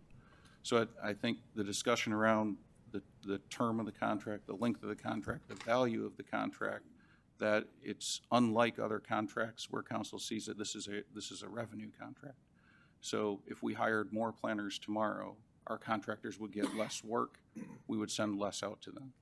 So I understand we want to make sure we're not missing the boat, but in this case, we could apply AI very well with this contract. The reality is the likelihood of AI benefits, to Councilmember Weinberg's point, are more likely to accrue in the private sector first to the companies that we are using that would likely reduce rates further. We're happy to look at all of that and bring it back. So I understand the questions and where we're going, but some of the questions wouldn't have a place for how we actually complete plan check in this instance or in this situation. Lang. First of all, I agree with you. The notion of signing a contract looking too strong at the out clause, always I'm uncomfortable with that sort of thing. It's like, yeah, I promised, but my fingers are crossed behind my back, and I don't want to play those games. However, I think there's another way to handle it, which is to say, look, that's the term, but treating our contractor partners with respect and say, you know, one reason we would start looking at the out clause is if we felt that there were benefits of AI that were accruing to you and not fairly being passed through to our developers and residents, we would have an obligation then to look at the fairness of the contract, and if it's no longer a fair contract, then we would have an obligation to look at those clauses.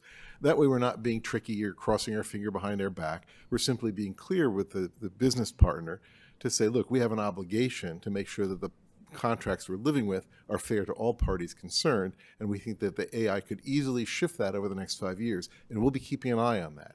I think that's a straightforward way of communicating with them as serious partners, while also looking out for the good interests of our developers and residents, right? I cannot believe that the principals of these firms will go, AI doing this sort of work? I can't believe it, right? They must have some awareness to this. And I think if we treat them respectfully and say, look, we think there are going to be efficiency benefits, and we expect that some of those will flow to our developers and residents, that's a very professional, fair way of addressing what must be a reality for them every day. Well said. Okay. Colleagues, more deliberation? Any other commentary? I have a question for staff. What happens if we don't approve this tonight? What do you do? We would suspend any plan check services from outside plan check consultants effective on June 14th.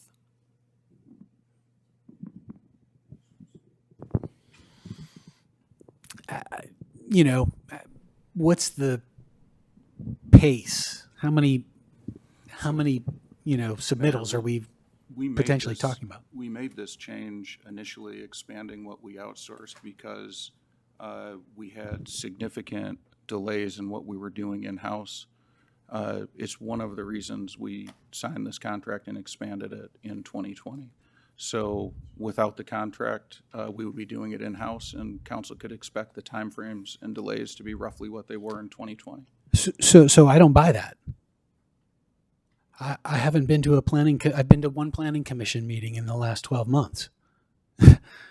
This isn't 2020. We don't have the same number. That's not the right measure. Well, fair, but it is an indication of the pace of development.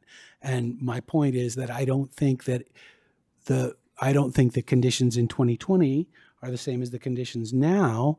And so my question is, how many submittals are we talking about? If we don't get this approved, let's say until the next city council meeting, or if the direction from council is to make some changes. I want to know, I mean, you gave us very little time to consider this, and so I think it's a fair question to say, be specific and tell me what happens if we don't, acquiesce to the gun at our head. We receive approximately over 2,000 building permit applications a year that require specialized plan check services for the city.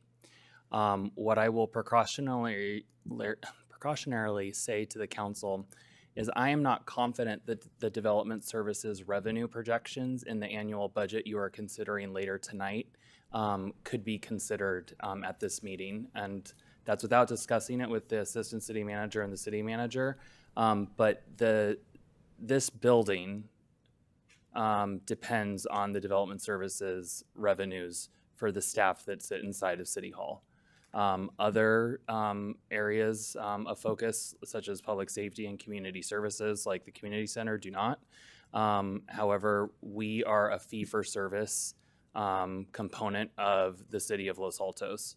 So that's where I said the simple way to understand the math of this contract is it's money in, money out, but it's also it's revenue and expenditure, essentially.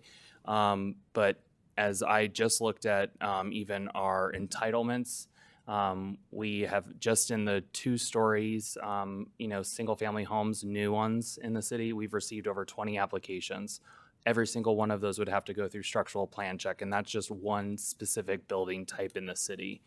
Planning Commission, to Councilmember Meadows, is not a good temperature test because of 80% of the land area of Los Altos is single family homes. So the commission would never see the majority of the work that staff is doing when it comes to anything that's a plan check service, essentially. Thank you. All right. Mayor, I'd Yes. be happy to make a motion. Go ahead. I was just going to ask if anybody was ready, All so right. thank you. So I move we adopt resolutions, plural, authorizing the city manager to execute professional services agreements with TRB Plus Associates, Strutech Engineering, and David Powers and Associates for third-party plan review and environmental review services for the Development Services Department. And I won't put direction on there, but we can go there next. Friendly amendment. The resolution should also, Hang on. okay, sorry. Will you entertain a friendly amendment? Of course, I Yes, would okay, love go to ahead. hear the friendly amendment. The contract should be transmitted with a letter substantially in accordance with Councilmember Lang's comments with respect to what the city's expectations are. I would view that as more in our directional input than in, so you're suggesting amending the contracts is what that friendly amendment is? Well, it's the resolution, not the contract, but, Okay, the resolution. Okay. I mean, can't amend the contract because we No, never right. get the actual contracts to look at. Can you I or guess what you're Council- saying is this is something that could be direction, you just want to move forward with the resolutions. That's get what those I out would of the way. propose, and then we can give a further direction Okay. about the intentions. Okay, then that we've been I'll withdraw the discussing. friendly amendment. Okay, thank you. I will second Councilmember Meadows' motion. Councilmember Lang? Yes. Councilmember Meadows? Yes. Vice Mayor Weinberg? No. I'm sorry, Councilmember Weinberg. I was looking. Yes. Vice Mayor Fleiger? Yes. Mayor Daley? Yes. Motion carries. And now, as to the guidance, Councilmember Meadows, you want to take the first crack at that? Maybe Councilmember Weinberg, do Yeah. you want to take a, or Mayor, do you want to? Let me just tell you what the guidance is.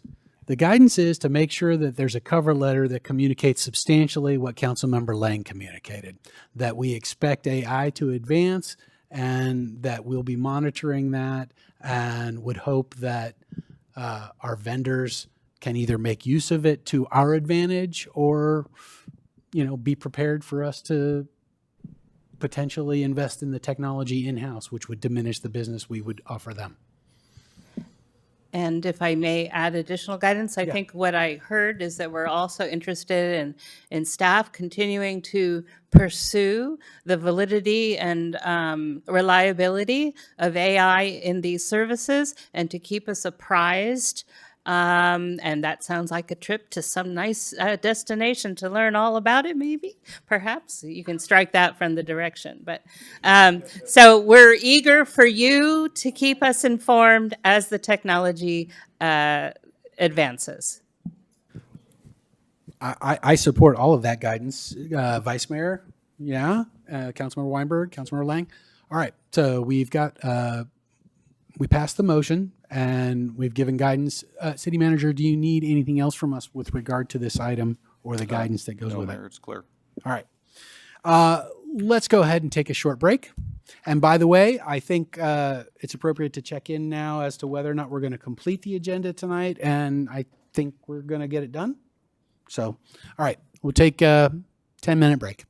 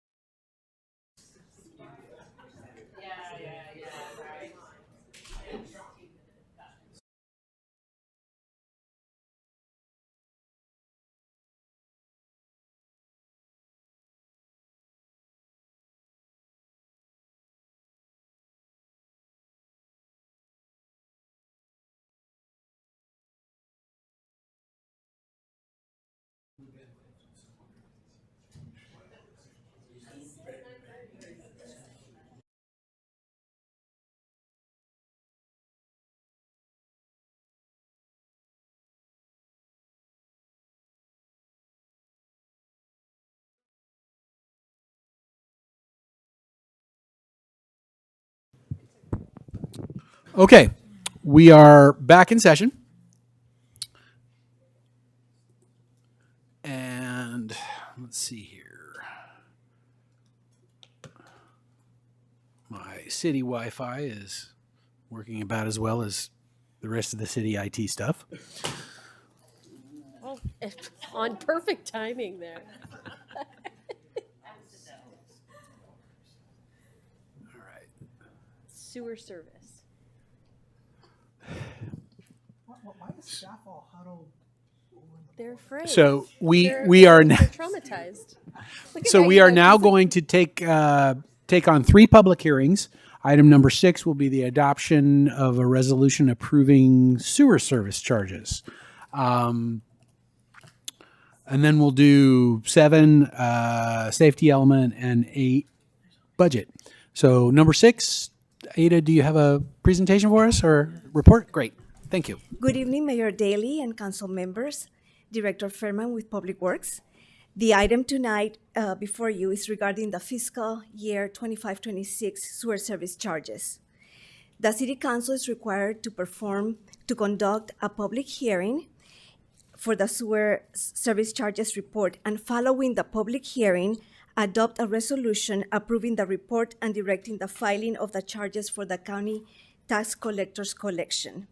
In 2023, the City Council approved a rate structure report for the next 5 years, including a 15% increase for fiscal year 25-26, which is included in this report. This report represents the 3rd year of the rate structure. The rate study and tax roll have been available for public viewing for 30 days at City Hall, and notices were mailed citywide in May. Additionally, notices of the public hearing and report were published in the Town Crier on May 7th and May 14th. The city uses a hybrid model when establishing sewer charges, which includes a base fee and a variable fee based on water usage. Water usage is calculated by applying the average of the water use during the 3 wettest months of the year and applying that to the full year.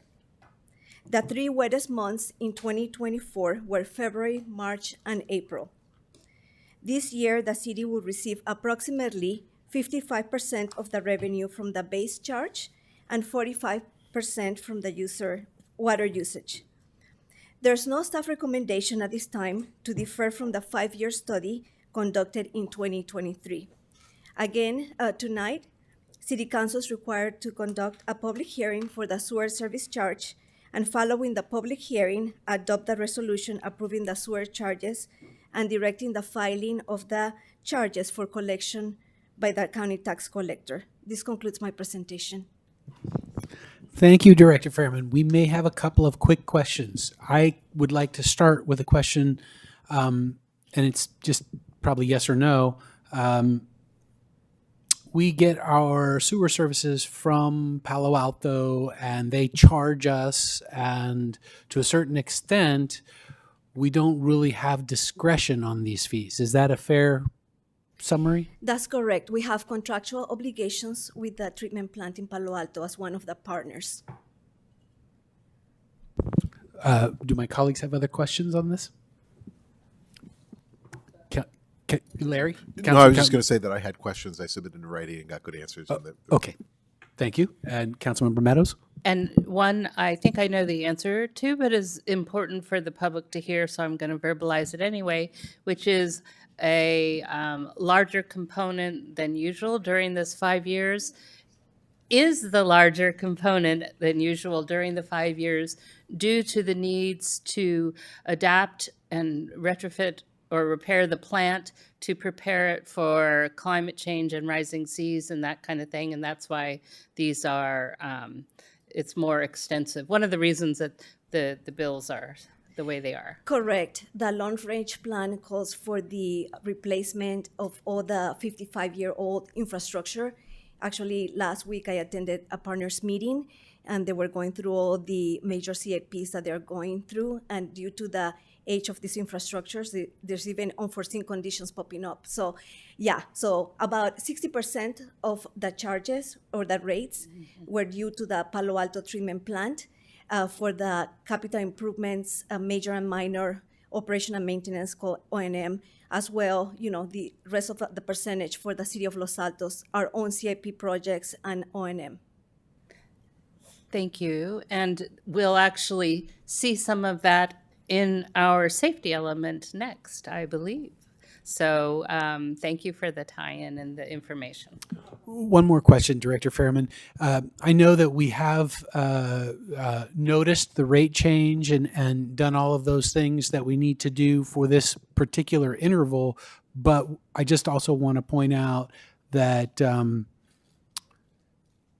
these rates are not a surprise, that we actually ratified the rate plan in 2023, and this is just specific approval for this fiscal year, Yeah. but it's not a surprise. This isn't something. Yes, we follow Prop 218 regulations, and a sewer rate study is conducted at the time for the 5-year cycle.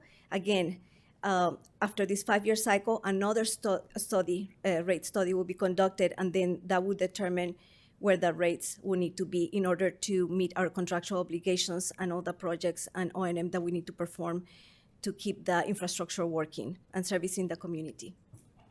Great. Any other? Yes, Councilmember Weinberg. Thank you, Mayor. Just briefly, is it still the case that the city has not received any protests or objections?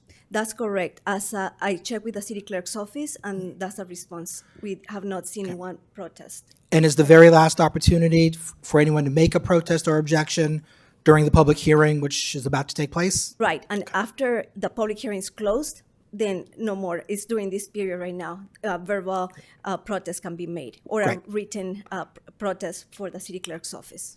Thank you. I just want to City- clarify that's the protest. It's not like the 218 protest, but it's just someone can come and voice their opinion. It's not like the 218 protest hearing that we had a couple of years ago. So, but we didn't. Okay. Any other questions for staff? All right. Public comment? None. All right. So deliberation. Councilmember Weinberg. Thank you very much for the presentation. Thank you to staff for your work on this. I intend to support the resolution. The only change that I request the city make is in the now therefore clause. The first operative clause says that the council overrules all protests and objections. Since we received none, I think we should simply say that the city received no protests and objections. There's nothing for us to overrule. Thank you.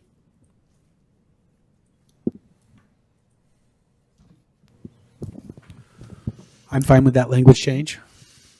And Looking unless around, anyone everybody else else has a does? comment, I'm happy to make the motion. Right. So would you move that we adopt the amended resolution? Yes, With the I move that the city council adopt a resolution of the city council of the city of Los Altos approving the report of sewer service charge for fiscal year 2025/2026 and directing the filing of charges for collection by the county tax collector as amended by the council this evening.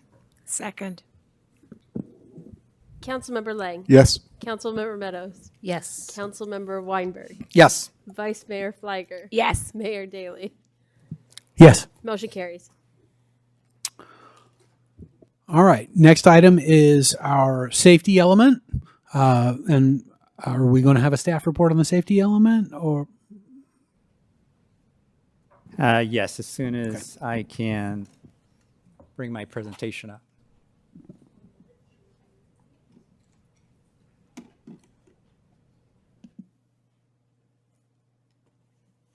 Thank you.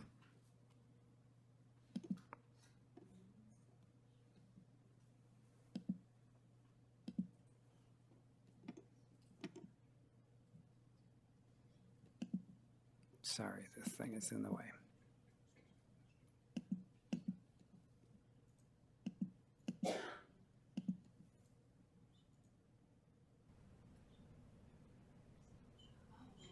There we go.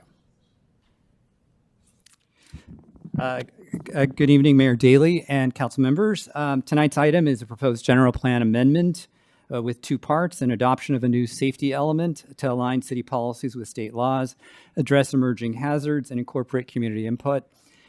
Two, revision of the natural environment and hazards element to retain only the existing noise and air quality sections. There we go. The safety element is one of the 7 required elements of the general plan. It outlines how the city plans for risks like earthquakes, floods, wildfires, including strategies for climate action. Climate adaptation, it's required by state law under Governmental Code 65302G and provides high-level policy direction. While it does identify key risks and policy priorities, it's important to note the safety element is not an implementation document. It does not authorize specific projects or regulations. Well, we're required to update the safety element with each housing element cycle per Senate Bill 1035. This update also aligns us with Senate Bill 379 and AB 747 and incorporates updated hazard mapping, risk assessment, and climate adaptation strategies. Regular updates like this do keep our policies current and responsive to changing conditions and community needs. The safety element covers key risks in Los Altos, including earthquakes, wildfires, flooding, hazards, materials, and emergency response. It also adds climate hazards like extreme heat, poor air quality, and drought. Each hazard is assessed for risk, vulnerable populations, and mitigation strategies to guide community safety. Community input has been central to this process. We launched an online survey during the summer of 2024, received 82 responses, which helped us understand public concerns and priorities. The city also held 2 community workshops, one in August, on August 7th of 2024, and then also in November of 2024. Survey respondents for the community survey identified climate change, power outages, drought, and extreme heat as top safety concerns. They called for clear evacuation procedures, better communication, and the creation of resilience hubs like cooling centers. Public education and land use strategies to reduce hazard exposure were also key priorities. These themes were reinforced in community workshops and directly informed the safety element on policies regarding public education, climate adaptation, and hazard mitigation. The safety element is organized into goals, policies, and actions. Each goal sets a long-term safety objective, like reducing wildfire risk or improving emergency response. Policies guide city decisions, and actions outline practical steps or initiatives that the city can take to support the policy over time. This updated safety element aligns with the city's general plan and integrates related documents, including the Climate Action and Adaptation Plan, Emergency Operation Plan, the Santa Clara County Multi-Jurisdictional Hazard Mitigation Plan. This ensures consistency, avoids policy conflicts, and supports coordinated hazard mitigation and emergency response efforts. The environmental document, is exempt from CEQA under Section 156. C2 and 15061B3, as it involves only policy changes and no physical development.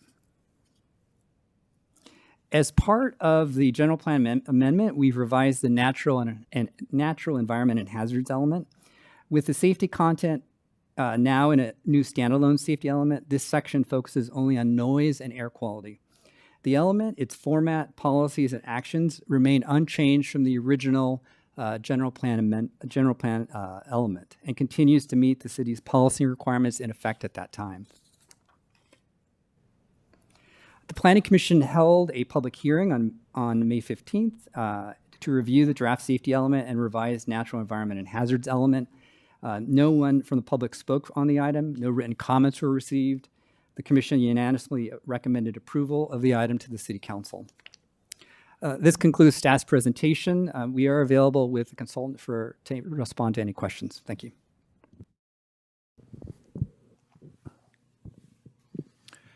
Councilmember Lang. So as I was reviewing these, it seemed like the safety one was really up to date and kind of done. It felt like the environmental one was kind of a bit of a work in progress, and some of the responses to my questions gave me a similar impression.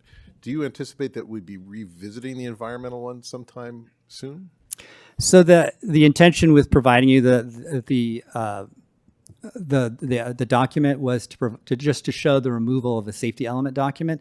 The overall contents of the element is a retention of the original document from 2006 to 2020. In the upcoming update to the general plan, that element will be updated. Okay. And also the formatting will be updated Yeah. to be consistent with the That was safety my understanding. element. Thank you for clarifying that. Thank you. Councilmember Weinberg. Thank you, Mayor. Thank you for the presentation and for the work.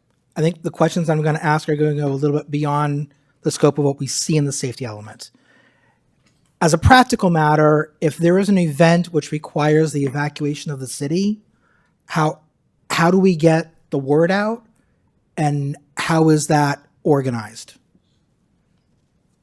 So the safety element isn't intended to create an evacuation plan for evacuating the overall city. An evacuation plan is provided in the emergency operations plan. The expectation, and as part of one of the actions that was recommended to try to respond to potential evacuations related to wildfire, there's a recommendation that the city update the evacuation plan. And I think the consultant can also add some additional. Yeah, if I may, your emergency operations plan does include a detailed directive of the incident command who would be responsible for establishing that leadership and issuing that directive. It would be your city police department. As part of this work effort, we did identify those neighborhoods with limited points of egress. So our policy recommendations would be for your police department to give those neighborhoods as much advance time if there was an evacuation directive as possible. Okay, thank you. One of the recommended actions were tabletop exercises, and I participated in one, I think with Cal Water, they had opened it up. And you also recommend tabletop exercises with other institutions. And I'm wondering whether staff has done that. Are there plans to do that? I mean, I'm deeply concerned about, well, how is the terraces going to deal with an evacuation? And what if it happens during the school day and we have all these schools that have children there and parents running there and children, they're high schoolers, maybe they're trying to get in their own cars, who knows where they're going. Do the terraces, as part of their plan, we'll get 10 ambulances here from the county, lickety split. Does the high school say, oh, we'll get 6 police officers to come to campus and they'll start helping us? I mean, I could see where an institution who doesn't understand how the city operates could think that that would be part of their plan, when all of us in this room understand that it's a practical matter, that's not what would happen. So is there coordination with the large institutions in the city to make sure that we are safe, that step is being taken? Councilmember Weinberg, I'll answer the first part of your question, which is, have we done tabletop exercises? We have. Those have not been done recently, but we are planning to do additional ones of those. We will typically have outside organizations that will either join with us or coordinate. Those typically are the school districts or the fire, the county fire. As to private organizations or residences such as the terraces, we have not historically worked with those in the past. We have made plans for some of our care facilities, and let me rephrase that. Some of our exercises have included if there's an incident at one of the care facilities, how do we help them evacuate, and what resources do we apply in that sense? Okay, thank you.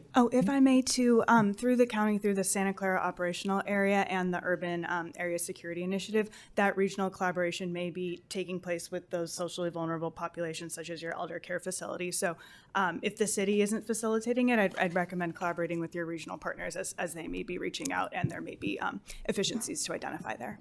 So the regional EOC isn't doing it. Not tabletop exercises with institutions like that, or even engaging with some of those institutions. It's hard enough just to get Santa Clara Fire, Sheriff, and the other agencies to work together effectively. I could also add to, in regards to school districts, each public school is required to maintain its own emergency operations and evacuations plan as part of California Education Code 32282. In addition, private childcare facilities are licensed and regulated by the California Department of Social Services and are also required to prepare their own individual emergency operation plans and evacuation plans. So they're each individually required under state law to provide their own evacuation. It's not part of the evacuation plan, and the evacuation plan you have within the document isn't a functional evacuation plan. It's only intended to comply with Governmental Code 65302G and AB 747 to evaluate capacity and limitations of existing road capacity. As stipulated in Policy 6.5 explicit calls for the creation of a separate and functional emergency evacuation plan that includes identification of at-risk populations and constrained neighborhoods are conveyed in the safety element. So you mentioned that an evacuation order is likely to come from the police department. My understanding through experience and through sitting on the EOC area council, I would expect evacuation orders coming from the county. So the evacuation plan is defined in the emergency operation plan. The emergency operation plan has specific directions on who will be in charge in regards to evacuation. And so we'd rely on that. And if you'd like, I can provide you that information from the evacuation plan. Yeah, and outside of this deliverable as well, so as the directive to give an evacuation order is likely a collaborative decision, not only your local public safety agencies, your city police, and Santa Clara County Fire, it is likely it would be coordinated through your county operational area. That being said, your police department is the agency that has the ability to direct and order the evacuations within the city's boundaries. In regards to evacuation protocol, in unified command, the decision to evacuate is made after consultation between the incident commanders. Execution of the actual evacuation order is conducted by the Los Altos Police Department with assistance of other law enforcement mutual aid. And this is per your evacuation plan, per the emergency operation plan that council has previously approved.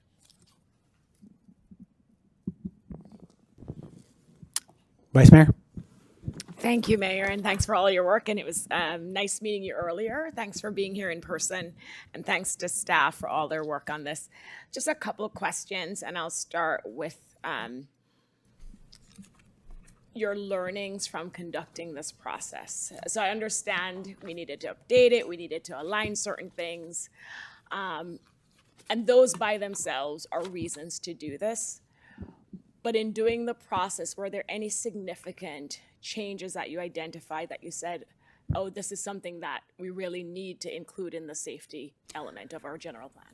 I'd say the biggest thing we heard from the public was really the concern about climate and resilience, which, just due to the age of this deliverable, that was not originally included. So you'll see those findings in not only the background materials area, but in our policy directives and ideas on how the city can enhance implementation of your climate action plan and just, integrate resilience into all of these sectors, as obviously that is a topical area that affects all of these hazards. So those are the two things, and specifically topical hazards, the power outage is something new that came up a lot in discussion, and concerns about that also reflected in the plan. Generally consistent feedback with what we hear from other jurisdictions, not only in the Bay Area, but across California as well. So you actually just jumped down to my third question, Oh, which sorry. is in the process. No, it's good. In the process you outlined in the staff report, or staff did, describing the community engagement and what you did to develop this updated safety plan. And I'm curious if you benchmarked other jurisdictions similar situated, because especially for a safety plan, which there's, as we heard already, overlapping jurisdiction responsibilities, I'm assuming you looked at other safety plans to make sure that ours were consistent. We did, and Sean and I, we collaborated, not only your neighbors, I'm remembering Cupertino, Saratoga, a couple other cities, we referenced Campbell. Yeah, city staff probably looked at 10 or 12 different other jurisdictions, looked at what was being adapted in more recent safety elements, and then brought forward some of those, I think, that were potentially applicable to the city, and consulted with the consultant to develop those. In addition to our other safety elements we've produced in our backlog as well. Great, thank you. And then my last question, I noticed in the staff report, and correct me if I'm wrong, that this will be revisited in the fall. when we look at the general plan update. And I'm just curious again, was there an urgency to do this now if we're going to revisit it in the fall? And what does, and I get that once we do the general plan update, we should do a look back at all our different elements to see if they're still consistent. So that part I get. But is the plan to do more with the safety element as opposed to just a look back after we do the general plan? I'll let Sean speak to that, and then I have a couple of things on the regulatory environment as it relates to these plans. Okay. So I can try to speak to that. So I think the intention with the overall update to the general plan is where there may be potential changes as a result to the update of the other elements, then it potentially may result in some modifications to the safety element. That's the goal, is to respond to potential changes that may develop with the update. But there's no intention to have an overall significant alteration to the document unless it's driven by other policy updates to the other elements. That's what I was just going to add, is that there is regulatory language evolving, or regulatory and implementation changes evolving kind of in this arena, specifically as it relates to wildfire. So there is the potential at the end of this legislative session for changes in terms of policies as they relate to wildfire that could potentially affect your plan update. But as of right now, this safety element complies with all of your state and state regulations and everything like that. So. That was very helpful, and that makes a lot of sense. Thank you. Thanks. Any other questions right now before we go to public comment? Okay, any public comment? All right, now we'll go to deliberation. Anybody have? Councilmember Meadows. So first of all, thank you. This was very well done. Very easy to read, despite the density of the material, and it was way more interesting than I expected. Yeah.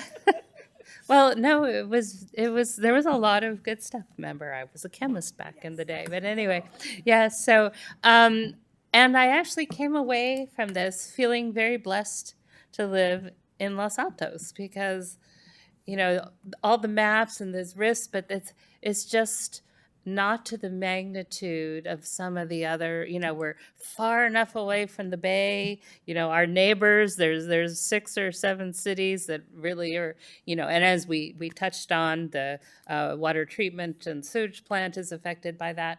But I just felt that we're very fortunate on the relative scale of disasters.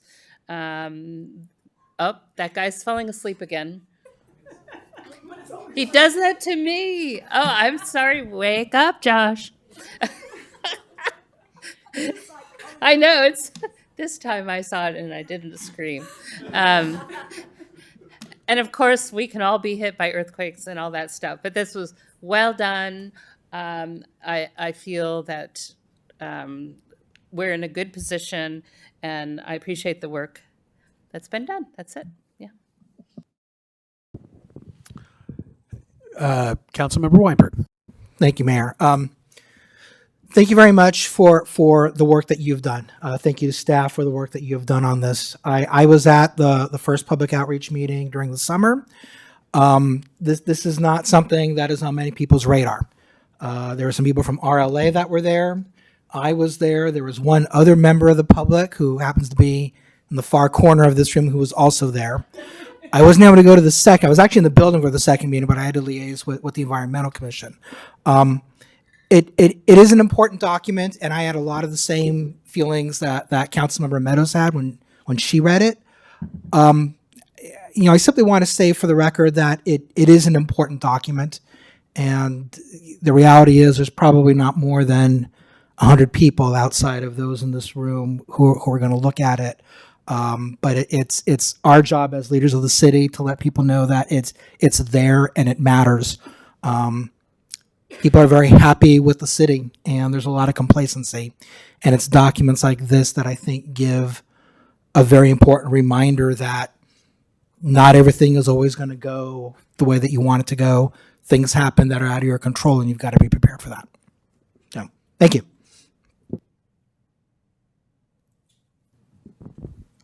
Other council members who would like to chime in? Councilmember Lang? Concur with the other comments about how seriously this was clearly taken and how much I appreciate that.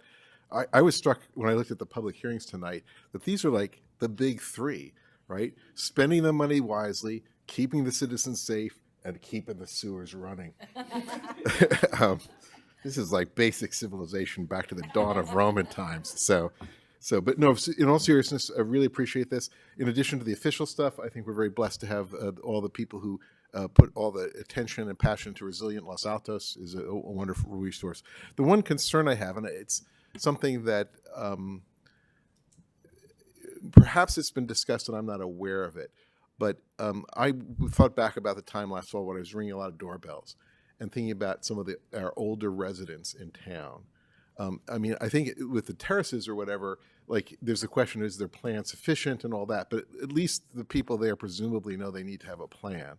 Whereas what I worry about is a lot of the people who I met around town who probably don't look at their phones for alerts and whatever. And so a possible thought to supplement the plan that we have here today would be perhaps suggest a work item for our senior commission to think about how we make sure that our seniors are included in our safety outreach as well, because they may not be as plugged into some of the electronic forms of outreach that we're as used to. Just a thought. But aside from that, I thought it was great work, and I'm very supportive. Councilmember Meadows? Sorry, just to pick up on that, and I completely agree with what Councilmember Lang said, but RLA will be at the Senior Health Fair this September 9th, I believe is the date, and they will be showcasing go bags, what should go in them, how to assemble it, and have some there as well. But of course, again, that's the seniors who can physically get there. And working with RLA, the Senior Commission has already had initial conversations about trying to identify who those people are. It's harder than you would think because of privacy reasons, but door knocking is part of the conversation. Our block action teams are specifically responsible as well for that, but the coverage isn't ubiquitous. Unfortunately, we do not have bats in every neighborhood. I think the penetration is probably half the neighborhoods from what I heard. Ida, are you trying to chime in on this? No? Okay, sorry. So yeah, we could if we could support expansion of bats, that would help mitigate that. So I don't know if that's all within RLA. They Right. got the bat, the certs, Right, the hams, right. and I think they're about 60% Is it up to penetration. 60 now? I That's good. think That's so. awesome. I could be wrong, but regardless, there's more room. Yeah. So okay, Vice Mayor, I'm ready to make the motion if there's no other comment or amendments. go for it. Thank you. So I move that we adopt a resolution approving a general plan amendment for a new safety element and revised natural environment and hazards element, and find the project is exempt from environmental review pursuant to sections 15060C2 and 15061B3 of CEQA guidelines per the recommended findings in the attached resolution, which is attachment 1 to the report. Second? Councilmember Lang. Yes. Councilmember Meadows. Yes. Councilmember Weinberg. Yes. Vice Mayor Fliger. Yes. Mayor Daley. Yes. Motion carries. Okay, so that public hearing is closed. The next public hearing is on adoption of resolutions, plural, for the FY 25-26 budget. There are. So what we're going to do on these resolutions when they get moved, we're going to do a voice vote. Okay, to make it somewhat quicker. Staff report. Okay, Mr. Mayor, while Jesse is calling up the presentation, I just wanted to give a couple of words of introduction. The City Council spent a significant amount of time a couple weeks ago receiving this presentation and discussing the upcoming budget. Staff has modified the presentation a little bit. We've gotten a lot of questions from community members, from the council, those who are interested in what are actions at the federal government and the state level. What impacts are those going to have to our budget? And so we have added a slide here at the beginning that I'll go over before Jesse gets to the good stuff about the budget. The staff certainly is aware of a lot of the impacts that other government agencies, the federal government and state government in particular, are taking, and the potential impacts that those may have on the city and on our finances. Of course, we know at the federal level, there's a lot of uncertainty about funding. Staff is currently, we have one project currently that has been approved that we are still trying to get word as to whether or not that funding is actually going to come. The big takeaway that we have with regards to the federal government is as a city, we can't rely on one-time funding from the federal government. There's just a lot of uncertainty. If the money is there and it comes, great. Otherwise, we can't be confident in receiving funds from the feds. At the state level, we all know that the state is facing significant deficits in their budgets. It is not inconceivable that funding from the state will be put on hold, as has happened in the past, so that the state can address its own deficit. We haven't seen or heard anything yet that funding that the city receives from the state level is in jeopardy. But those of us who were in local government in California during the recession are aware of holds that were put on funds and cuts to local dollars. The third point that I wanted to highlight is the city is we'll call it a net contributor to the whole. We pay more in taxes than we bring than is spent in Los Altos. So our dollars are being used in other communities, of which Los Altos is a part of the greater whole. But that means that there's fewer dollars available for the city to address our rising needs and increase in costs, whether those be simply from cost of living increases or rising prices due to actions at the federal or state level.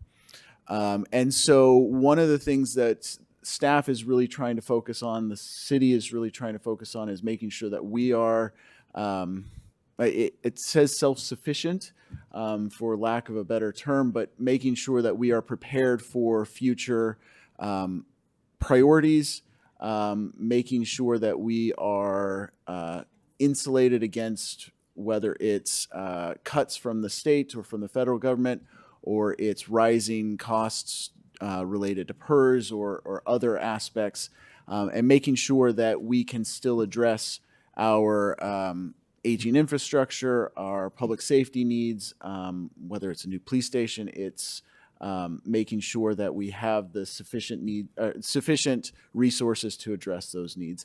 And so one of the things that you will see as Jesse goes through the presentation is the effort that the city council, that staff, the financial commission, that we've all put into planning for the future, making sure that the budget is fiscally responsible while still planning for our future needs. You'll see that we maintain a healthy operating reserve. We are putting monies towards funds for facility replacements, for fleet replacement, planning against increased pension costs, et cetera. And so that's one of the messages that I wanted to present and tee up as Jesse gets ready to give you the good information. Vice Mayor, go ahead. Thank you, Mayor. And Mr. Mashron, I know you're turning it over to our finance director, but I just have a quick follow-up on that first bullet item about no longer relying on one-time funds. Do you have for us, or maybe the finance director does, a list of these one-time funds that we rely on as a city and what that total amounts to? You know, rely on is not a great way to put it. The best example that I can give you was the ARPA funds that the city received for during COVID, where we were greatly impacted by loss of revenue and in certain areas, and so the federal government provided one-time funds to help alleviate that. Typically, and I can't remember off the top of my head how much that was. It was over 2 years, about $7.5 million. Typically, the one-time funds are put towards capital projects. We have had some over the years. As I said, we currently are waiting on one, which I believe is $7 million, $8 million. I'd have to go back and look and see what other one-time funds we've received from the federals. Vice Mayor, this would also incorporate FEMA reimbursement, things like that, that typically we would rely on in the event of emergency, and now it's uncertain at best. Thank you. Councilmember Weinberg. Thank you, Mayor. And Vice Mayor, thank you for that question. I think that was really important. I know that there are other agencies that receive federal funds that have been told you're not getting any more federal funds unless you sign this document that obligates you, pledges you to cooperate in the enforcement of all federal laws. And that has caused considerable angst for several jurisdictions for some obvious reasons. I'm curious whether Los Altos has found itself in that situation and whether we anticipate finding ourselves in that situation. We have not yet found ourselves in that situation. I wouldn't say we anticipate being in that situation, but certainly it's a possibility we're aware of. Thank you.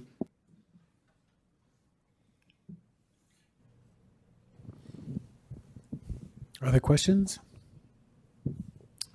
All right, is there public comment on the budget? Oh, Sorry, Mr. Mayor. Jesse does have a presentation. oh yeah. Master of Coin, approach Thank the you, John. podium. Good evening, Mayor, Vice Mayor, and Council members. My name is Jessie, and we're going to cover 7 items tonight. We'll begin with council priorities, and we'll move on to fiscal year 25 and 26 general fund overview. And then from there, we're going to review general fund revenue and expenditures and touch on enterprise fund. And then we're going to conclude with capital improvement and major maintenance program, or CIMMP. Let me start with council priorities. These are the city's strategic goals established by the council in January. And STEP makes sure to align our budget with those priorities to reflect the council's vision and the needs of the community. Those priorities are public safety, business communities, circulation safety and efficiency, and environmental sustainability and housing. Next is few slides, we're gonna review how our budget align with those each strategic goal. To support public safety priority, we budgeted both for infrastructure and innovation, from improving fire station roof and facility to advancing our police operation with advanced technologies such as flood cameras and drone program. We'll also bring crossing guards in-house to make sure our services are reliable and responsible. And to foster our vibrant communities, we've allocated a significant amount of budget in downtown improvement. That includes downtown park, and EV charging, and parking lot resurfacing and lighting improvements. And street safety is continue to be our core priority. We budgeted 6.3 million for annual street maintenance that includes resurfacing, striping, and slurry seal. We've also budgeted for traffic and pedestrian system maintenance and San Antonio Road Complete Street Project, which is contingent on public funding. To support our environmental responsibility, we budgeted EV charging infrastructure at downtown and MSC locations, and downtown lighting improvement, and solar and battery storage at Grant Park, and electric vehicle purchases. And to improve our livability and housing element, we budgeted for playground renovations both at Grant and South Park, and continue development on downtown park and support for general plan update.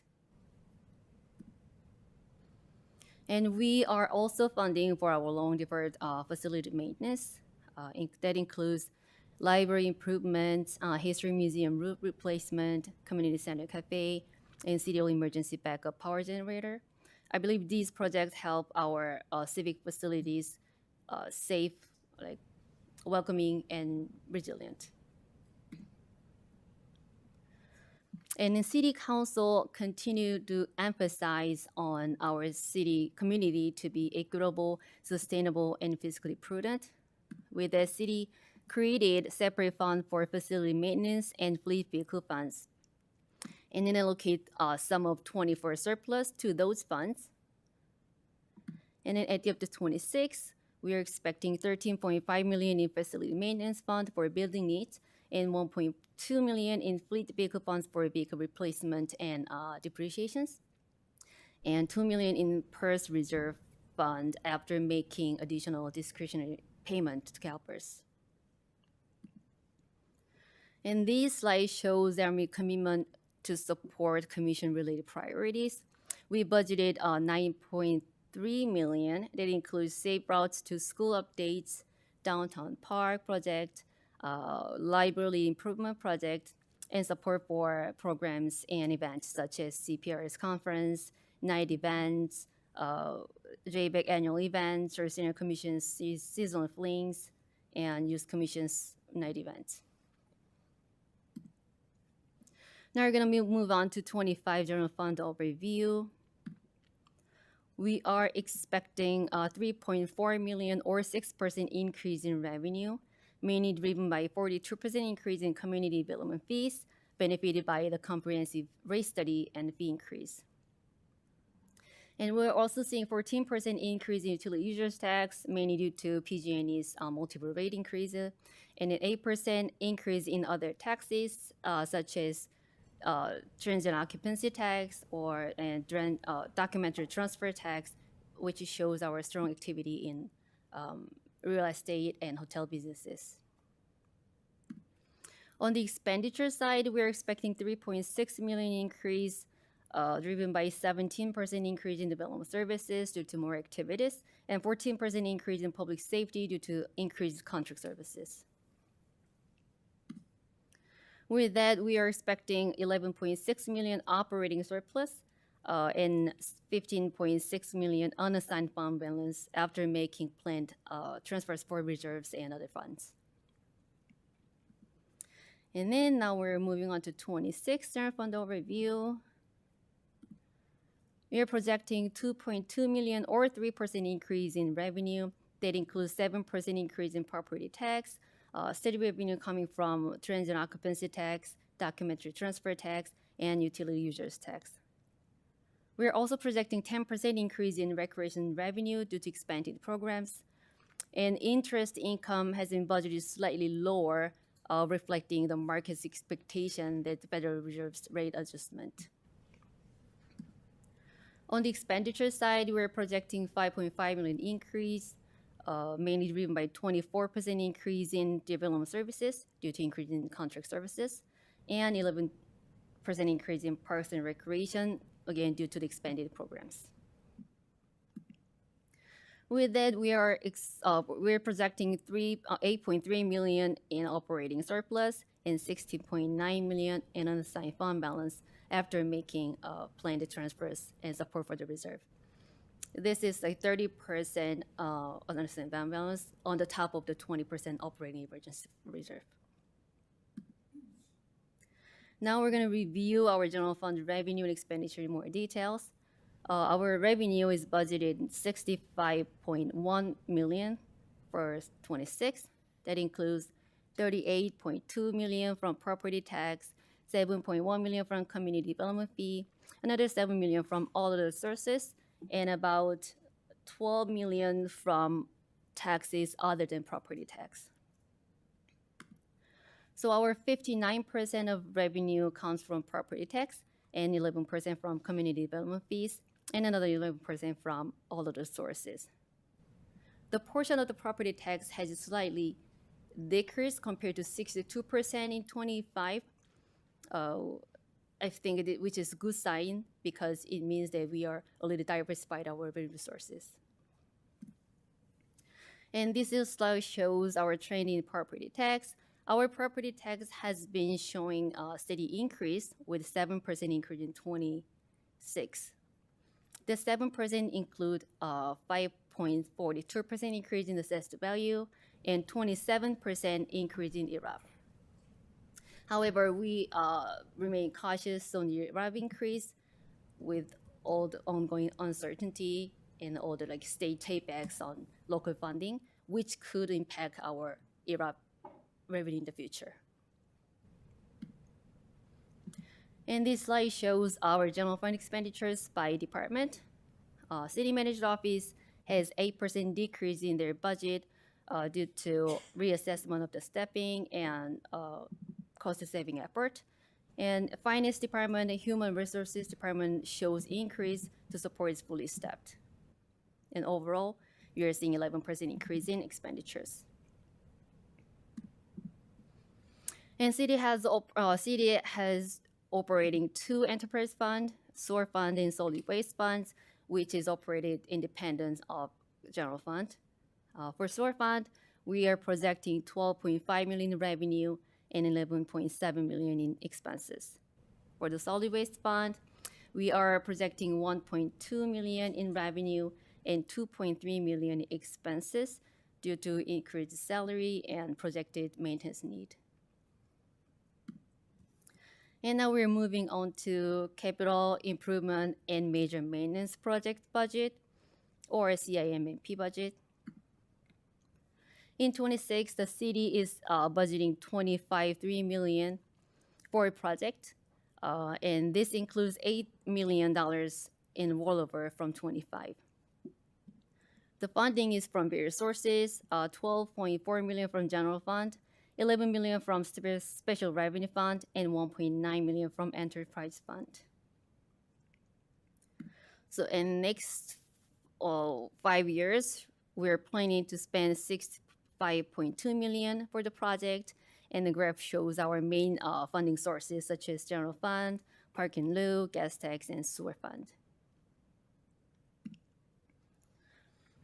And the next couple slides shows our major projects that supports our community's need and strategic goals.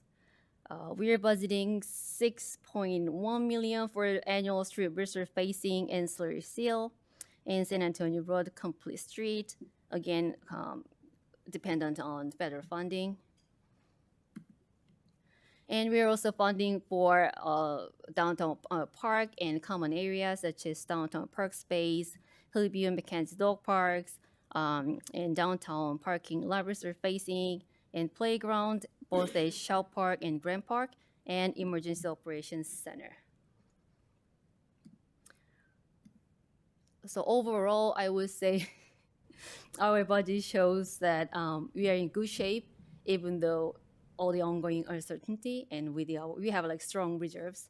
So thank you for your leadership, and I'm open for any questions. Thank you. Thank you. Go ahead. If you don't, I will. Okay, so some of us may have. One of the numbers in the expenditure, is it slide 15? Is that what you said? Okay, it shows the city $955,000 or so for the main library interior renovations. So I thought that was being funded by NCLA funds. So is that something else that we're picking up, or what is that 900? It's close to $1 million if I remember the number correctly. Yeah.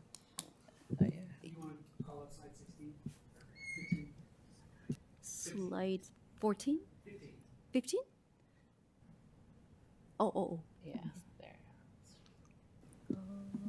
So without pulling the slide up, I believe the current track right now is NCLA will provide the funds to the city for the city to pay for that because the city's building. So this would be a pass through of the $955,000.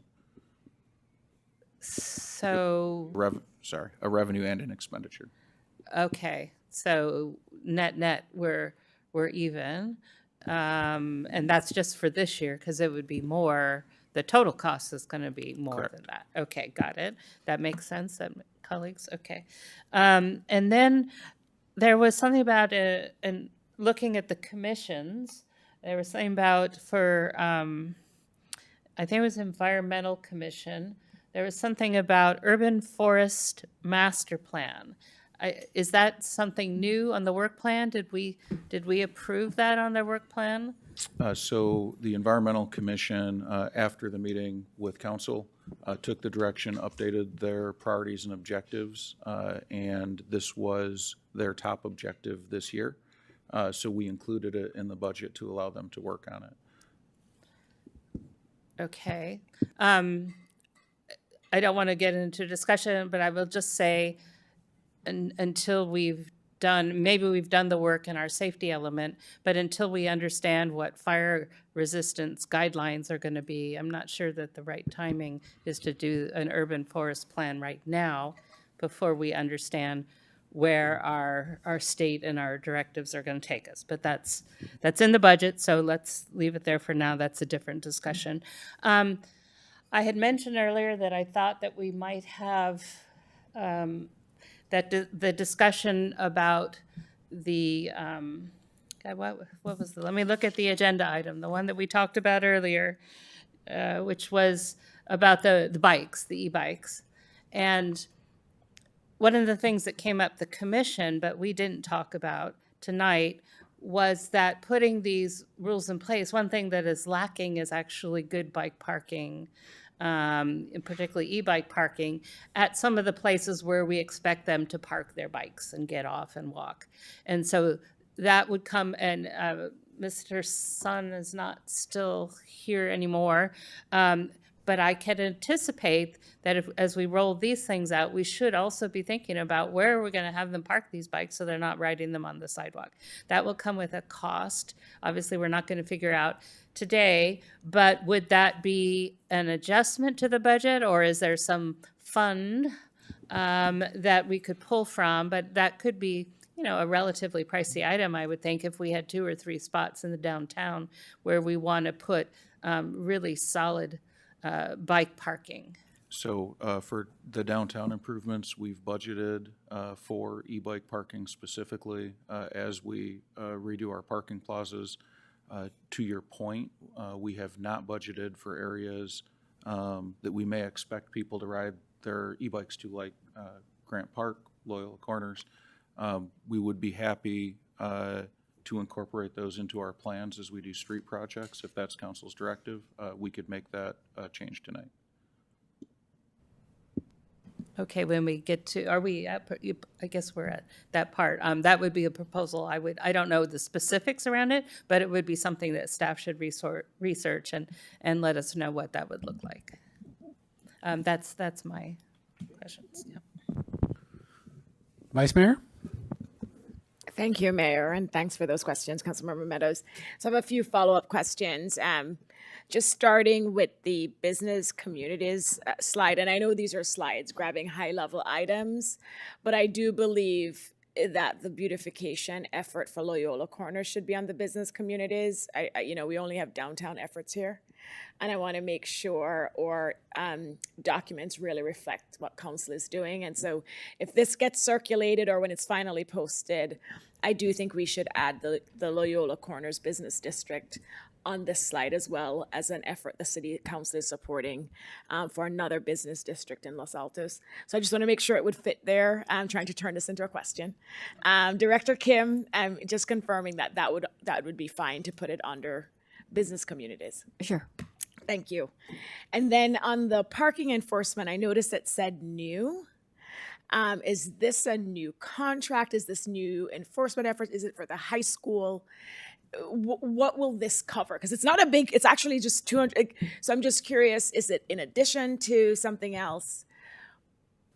This is, Vice Mayor, that's the, our private sector parking enforcement contract that council recently approved, so it'll be citywide. It'll be school. It is citywide. Yeah, it'll be for the new daylighting law that the city attorney referenced earlier. It'll be for Right. business districts, parks, citywide parking enforcement.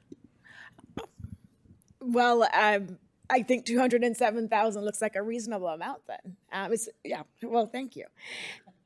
And then for the playgrounds for Grant and Shout Park, the 1.2 million, can you explain, and I see Mr. Hernandez is here as well, what that would go towards? Because on the other end, I think 1.2 million sounds like a lot, and as a former Parks and Rec Commissioner, I know we talked about water fountains, but what other upgrades are we planning?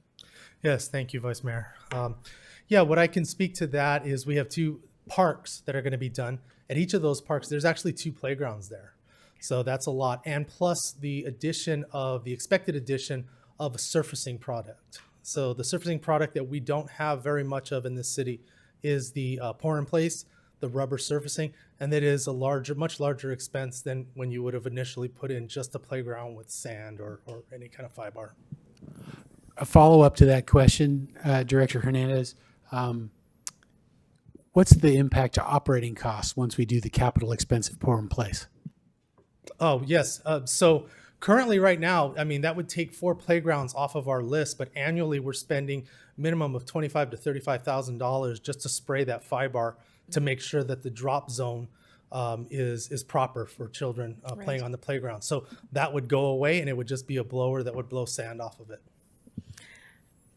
And I'm going to preempt a question, Councilmember Weinberg, because I'm going back to when we served on the commission about, are you also improving the infrastructure on these playgrounds or just the surfacing? Because I know one of Councilmember Weinberg's, at least his prior priorities, was regarding infrastructure and making them senior friendly, and I forgot the term, but inclusive, and Jonathan knows what I'm talking about. But is this amount solely for that surfacing you just described, or will we also be updating the infrastructure? Oh no, the equipment? plan is to have all new playground components, and that's the main cost. But there is a much higher added cost with the surfacing. These will be for 2 to 5 year olds and 5 to 12 year olds. Those are the playgrounds that are in those places right now. Okay. The plan is to incorporate some kind of accessible components. Not only I'll work with the commission, Parks and Arts Commission, to see if we can go beyond just the standard mandated accessibility, and we'll see what we can do. A lot of the companies are doing that, and they're offering components that do that now. Thank you. Because I'm sure you recall Councilmember Weinberg when he was a commissioner doing all this research on different equipment. He'll remember, but glad to see this moving forward. And then my last question just has to do with the one-time funding for the San Antonio project, which I think is 1.4. In the event we don't get it, like, is there a date by which we expect it? And if it doesn't come through, what's the plan? So, Vice Mayor, we had conversations with VTA as late as this morning. We're now expecting to receive that grant in its full amount. So they've given us a new deadline schedule, new obligation schedule. So we're working on that. But we expect now that we'll receive those funds. Great, thank you. Councilmember Weinberg. Thank you, Mayor. Vice Mayor, thank you for that question, because it prompted another question for me. Director Hernandez, are there any plans to install adult playgrounds, or what are referred to as adult playgrounds, in the parks? Yes, thank you, Councilmember Weinberg. Currently we have, and you may see that project on there, We are replacing the outdoor fitness area, and we do hope to put components in there that will have accessibility for possibly seniors who actually use that. I've actually interviewed a few of them on site recently when starting to put that plan together. So that is actually out for bid right now. But in addition to that, that was actually based on the usage over the last 9 years, 10 years that I've been involved with the Grant Park programming that's out there. That is something that we will research and see what we can go into as a component of the playgrounds out there. It would be more of a separate thing. It wouldn't be incorporated into the children's area. But if we can incorporate something into that or put that in the plans going forward and really kind of put it into our regular playground rotation of projects, you may see that either in a mid-year adjustment, or if we come to some conclusion that this would be successful, or in next year's annual budget. Thank you. I remember one idea that was being played with was putting the adult playground around the children's play area, with the idea that way, anyone of course could use it, but caregivers who are there with children who are playing would have the opportunity to have movement of their own while still being able to supervise the children who are playing. Is that still on the radar, or is that? That's exactly what we're going to look at to see how we can incorporate that. Yes. Perfect. Thank you. My other question has to do with the fee schedule. Last year, and I think at least 1 or 2 years before that, the fee schedule also included fees from Parks and Rec and from police. And that's not on the fee schedule this year. I'm wondering why that is. It should be there. I'll have to call it up.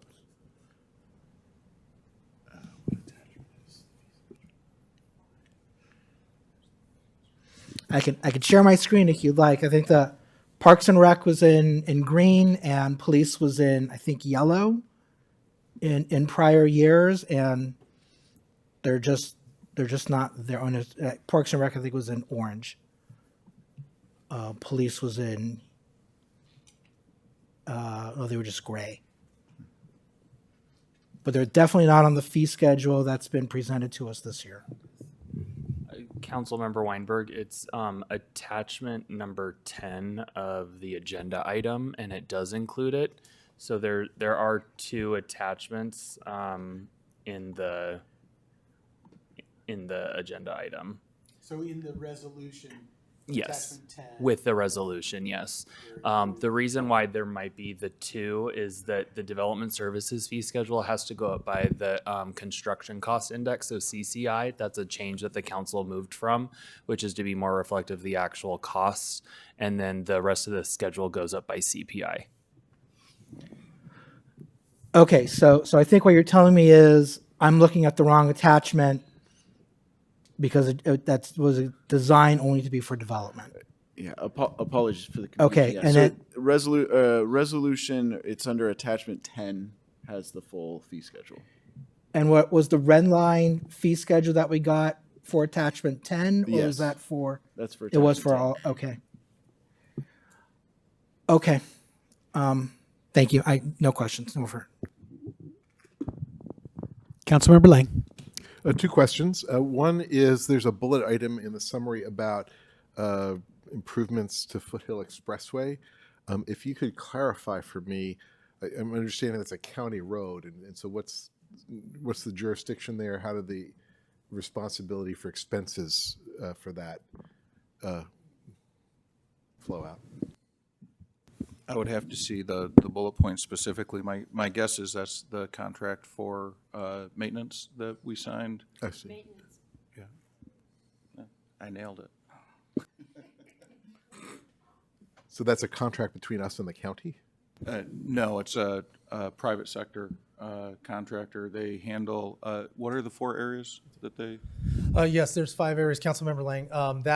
It's a maintenance agreement with a private contractor that does 5 areas. One is Fremont up to the 85 approximately, Hetch Hetchy, as well as the Homestead corner, El Monte Road up to the hills, and Foothill Expressway. So that the amount of that contract covers all of those areas.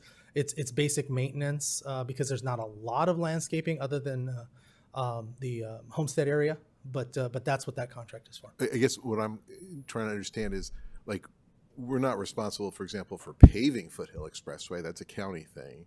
No, that's correct. So Right. any kind of improvement changes like that, we'd have to get approved by the county because it's their property. Right. So how is it that we end up maintaining like the median? That's an agreement with the county. The county has that all the way along the expressway for all the cities that it goes through. So they basically say it can be as pretty or as ugly as you care to spend money on it. If you want to use it, you need to maintain it, is basically what they tell us. Yes. Okay. Otherwise, it's just a roundup and good luck. Okay. So then the other question I have is on the fee schedule. What I noticed in the red line in particular was that in the past year, everything was to the nearest dollar, I believe.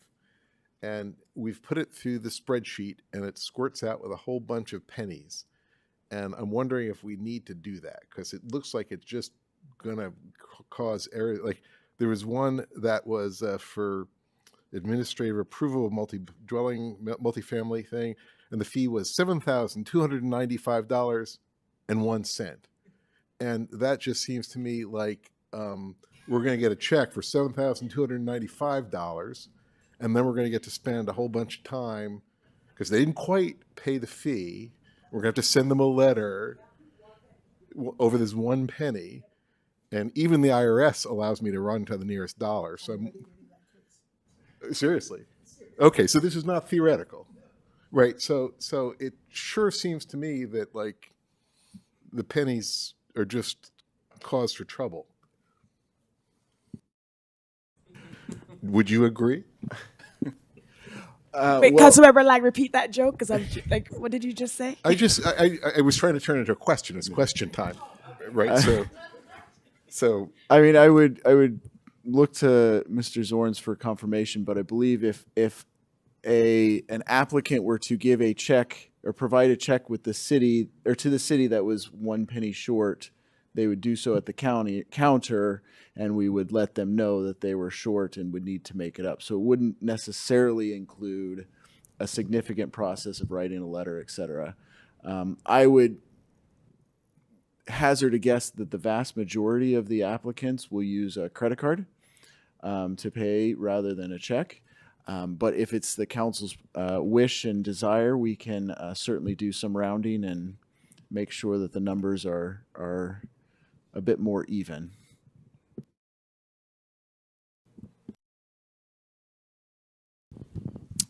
Other questions? Public comment? All right, I'll bring it back for deliberation. Remarks, commentary? All right. Mayor, if I may, there's 8 resolutions. Yeah, before so you. here's what I would like to 9. do. You ready to go? If you want to do the motions, Councilmember, what I would suggest is you read the motion, we get a second, I do a voice vote, all those in favor, aye, all those opposed, and then we move to the next one. That's fine. I would request that you give 2 or 3 seconds in case someone does want to make a Fair. amendment or... Fair. And thank you for reminding me because I probably wouldn't have otherwise. In fact, I know I wouldn't Before have. I do this, I do want to say I've gone through 3 VTA budget meetings now and 2 city budget meetings now. Thank you for the enormous amount of work and for making the budget. Thank you for the enormous amount of work and for making the budget understandable. It is truly a Herculean task. VTA has not quite, and they've done a great job. I'm not denigrating their staff at all. They have a much more complicated budget, but this is so much work. And again, looking back at where we've been and where we are now, thank you for the work. Okay. I move that the City Council adopt a resolution of the City Council of the City of Los Altos establishing the FY 25-26 appropriations limit. Second. All those in favor? Aye. Aye. Aye. Opposed? Okay, that one carries unanimously. I move that the City Council adopt a resolution of the City Council of the City of Los Altos setting certain fees and charges to be collected in FY 2025-26. Second. Can I propose rounding to the nearest dollar? Are we allowed to go, if rounding goes up, We can round down. we can only round down? How much money are we looking at costing the city to do that? I have no idea. Yes. Is it causing a challenge, the fact that you have like a penny here, a penny there? Like, what's the concern? Like,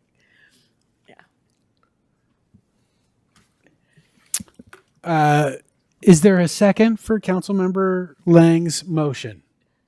Wait, did he make an emotion or a friendly amendment? Because Jonathan Correct. made So the. Councilmember Weinberg made the motion. Yes. Councilmember Meadows seconded, and then Councilmember Lang. Offered a friendly amendment. So it would be up to the mover and the seconder. I'm not inclined to. Okay, Okay. So all those in favor? Aye. Aye. Opposed? Unanimous. All right, next. I move that the council adopt a resolution of the City Council of the City of Los Altos approving the updated fiscal year 2025/26 pay schedule to comply with California Public Employees Retirement System, CalPERS, statutory and regulatory requirements for compensation, earnable and publicly available pay schedules. Second. All those in favor? Yes. Aye. Aye. Opposed? Okay. Unanimous again. I move that the City Council adopt a resolution of the City Council of the City of Los Altos reaffirming the FY 2025-26 utility user tax rate. Second. All those in favor? Aye. Aye. Opposed? The ayes have it unanimously. I move that the City Council adopt a resolution of the City Council of the City of Los Altos reaffirming the FY 2025-2026 transient occupancy tax. Second. All those in favor? Aye. Aye. Opposed? Ayes have it unanimously. I move that the council adopt a resolution of the City Council of the City of Los Altos authorizing the allocation of park and lieu funds for parks and recreation facility improvement projects. Second. All those in favor? Aye. Aye. Aye. Opposed? Motion carries unanimously. I move that the council adopt a resolution of the City Council of the City of Los Altos adopting the FY 2025/26 operating budget. Second. All those in favor? Aye. Aye. Opposed? Motion carries unanimously. Okay, and then I apologize. I actually need to make a disclosure before I do the last resolution. There is a CIMMP which specifically deals with the Woodland Library. I own real estate within 500 feet of the library. The city attorney has informed me that pursuant to section 18706C of the California Code of Regulations, I do not need to recuse myself. So based upon council's advice, I will not be recusing myself on that. I move that. I need to disclose that I have a leasehold on property within the proximity of that library as well and have been given similar advice that I don't need to recuse. I move that the City Council adopt a resolution of the City Council of the City of Los Altos adopting the FY 2025-30 5-year capital improvement and major maintenance program, otherwise known as the CIMMP. Second. Okay. All those in favor? Aye. Aye. Opposed? Motion carries unanimously. Let's see.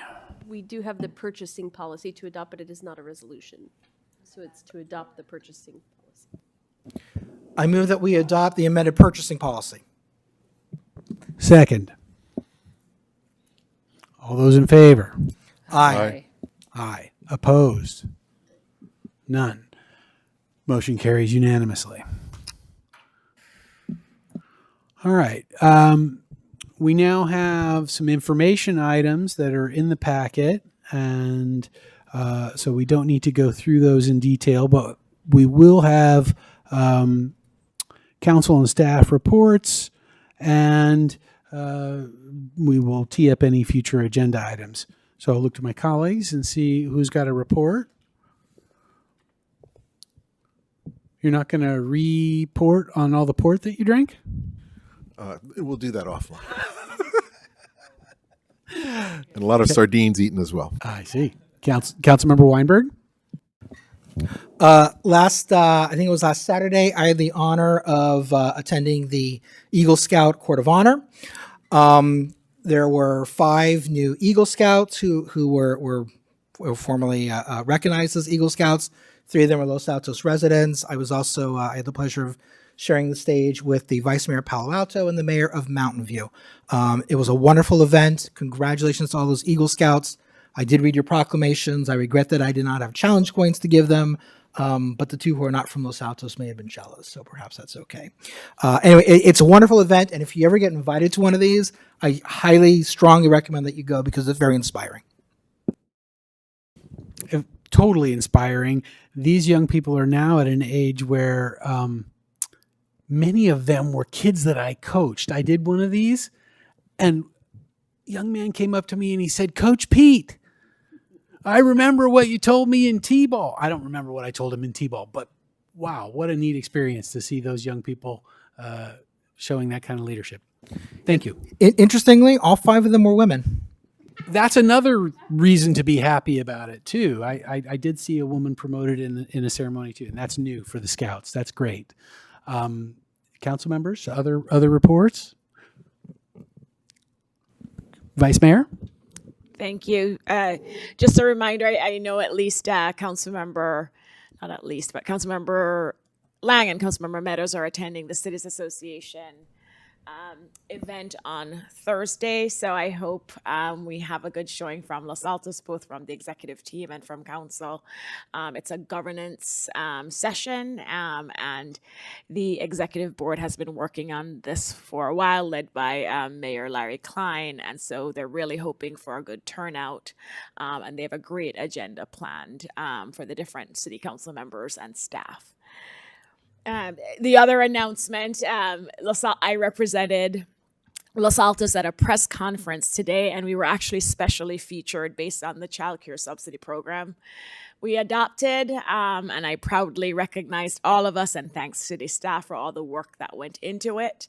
We got a lot of questions about our program, and I expect that, as we move forward, other cities, especially smaller cities that don't currently have a childcare subsidy program, may look to ours as a model, because I explained to them it was actually, with great staff support, it was actually easy to implement. So kudos to all of us. We were recognized. NBC was there covering the press conference. I don't know if there'll be any coverage on the news at any time, but it was a great press event, and I'm very proud of Los Altos and being recognized for our work on that. Thank you. You didn't mention one of the events that we went to. We didn't go to together, but we were both there. That we went to Foothill College's Pride event. And I didn't make ours because it's 8 a.m. and I'm not a morning person, but the Foothills was at noon. So, and they also opened their Pride Center. And it was actually a really nice event. There was sort of a flag raising, but they only raised it to half mast, so it didn't really rise very far. But it's a very nice event. And I think you were also at Silicon Valley Clean Energy had a 2025 local energy code session, although I learned less about the upcoming state codes than I would have liked to have known, but more the, keep on the electrification, which of course we want to know, but I was curious about what the state's going to do, but we'll have to learn more about that later this year. So that was a fun event too. Yeah. Okay. Well attended. Well, very well. Well, yeah. Food, they always feed you well. Food. SBC does feed. Yes. Mm-hmm. Okay, so we raised the pride flag a week ago yesterday morning. It was a lovely, it wasn't an event. It was just an informal thing where we raised the flag, but the town crier was there. Shelley was taking great pictures. There was one on the front page of the crier. And our supervisor stopped by on her, way to whatever she was doing that day, she made it a point to stop here, and even though it wasn't a formal event with a formal invitation. So I just think that's really special that that she was here. I want to tee up some new business, which also pertains to a flag. I would like the council to agendize a deliberation over whether or not to raise the sesquicentennial flag for 4th of July. And so we would need to take that up next week, or not next week, but next meeting, if we are indeed going to raise that sesquicentennial flag for a period of time. I'm behind that. But that's not this year, is it? Yes, it is, in a way. But we can deliberate we can on discuss it. Yeah. You have something up your sleeve. Perhaps. Okay. So, All right. that sounds, I mean, we've got two. Is there another council member who's up for I'd be discussing that? interested in hearing about it, yes. All right, good. And then the other piece of new business that I told a resident I was going to tee up, but based on what we've learned today, I'm just going to mention that we had a resident ask us to consider a fee holiday, and I would be open to considering that sometime down the road, but obviously we have to resolve our pending litigation over those fees before we can entertain something like that. And I just wanted to state that, having told the resident initially that I would suggest it and see if there were other council members interested, but it's not something that's viable for our consideration right now. And Go ahead, Sally. if I may, I remembered something I wanted to bring up. I don't know if it's future business that it needs to be an agenda item, but partly I'm bringing this up because I forgot to make, because I left my notes on my printer, I forgot to mention a correction in the whereas, which is in the Q&A, but we've seen this sometimes in minutes too. Lately, we may suggest an edit, and the answer will be, yes, that's a good edit if adopted. But then that means that we each here on the dais have to remember an edit that makes sense. So is there some process that has changed? You know, and I know it's not good practice the way we've done it before sometimes, where when one council member can suggest changes to the minutes and then they're put in there. But yeah, mine tonight was the last whereas and the safety element, which basically said none of the findings were based on anything in this resolution, which is not what it meant to say. And that was in the Q&A, but I didn't bring it up. So I'm concerned that it relies on each of us on the dais on remembering what we've caught, but some of these are just common sense. Is that a process? Is that a future agenda item? I don't know what that is, and I understand why if we didn't say something, then you don't want to say, oh, but this is what they meant. But there has to be a way to fix common sense omissions. So let us confer, and then we can Yes. provide a response at the next meeting. Okay. Because I've noticed that lately, and I understand it, but I want to know how to make sure not to forget things. So, thank you. Any other things to report or new business to suggest? All right, we are adjourned, 10:35. I think.